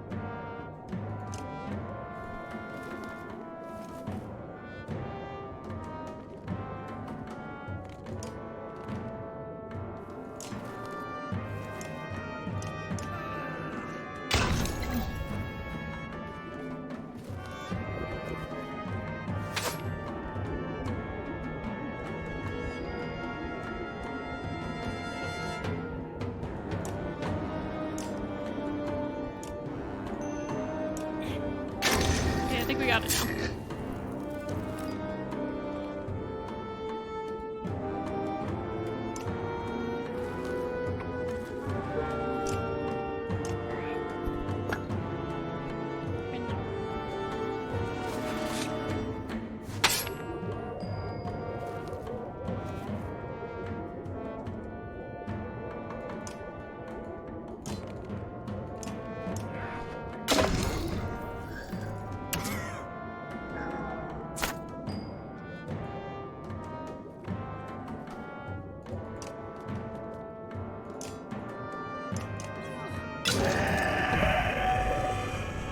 Wait, what?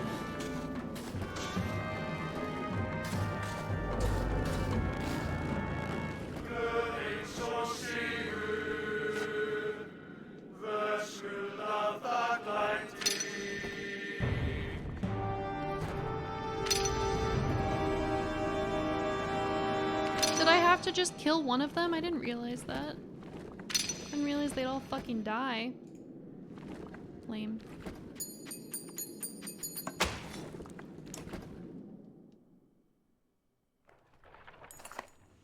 Fall back, Gunmander repeats. The opening is ready to come down. As everyone sprints into the mine, the guard captain tosses you a heavy hammer and points at a timber. You deserve the honor, he says. You turn and look at the gray sky, the snow, Findal, and the dredge walking toward you. With a hefty swing, the timber snaps and rocks begin to fall. You drop the hammer and race down the shaft towards the light of the torches.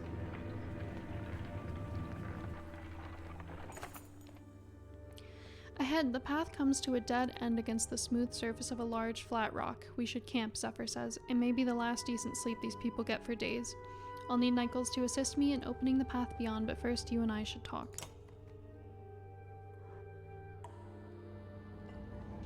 Alright. Well, I think I'm going to end it here. Thank you all for watching and hanging out. Time to go play Sims or something. Maybe order food. GG's, GG's. Thank you. Alright, I hope you all have a good day, and I will see you later.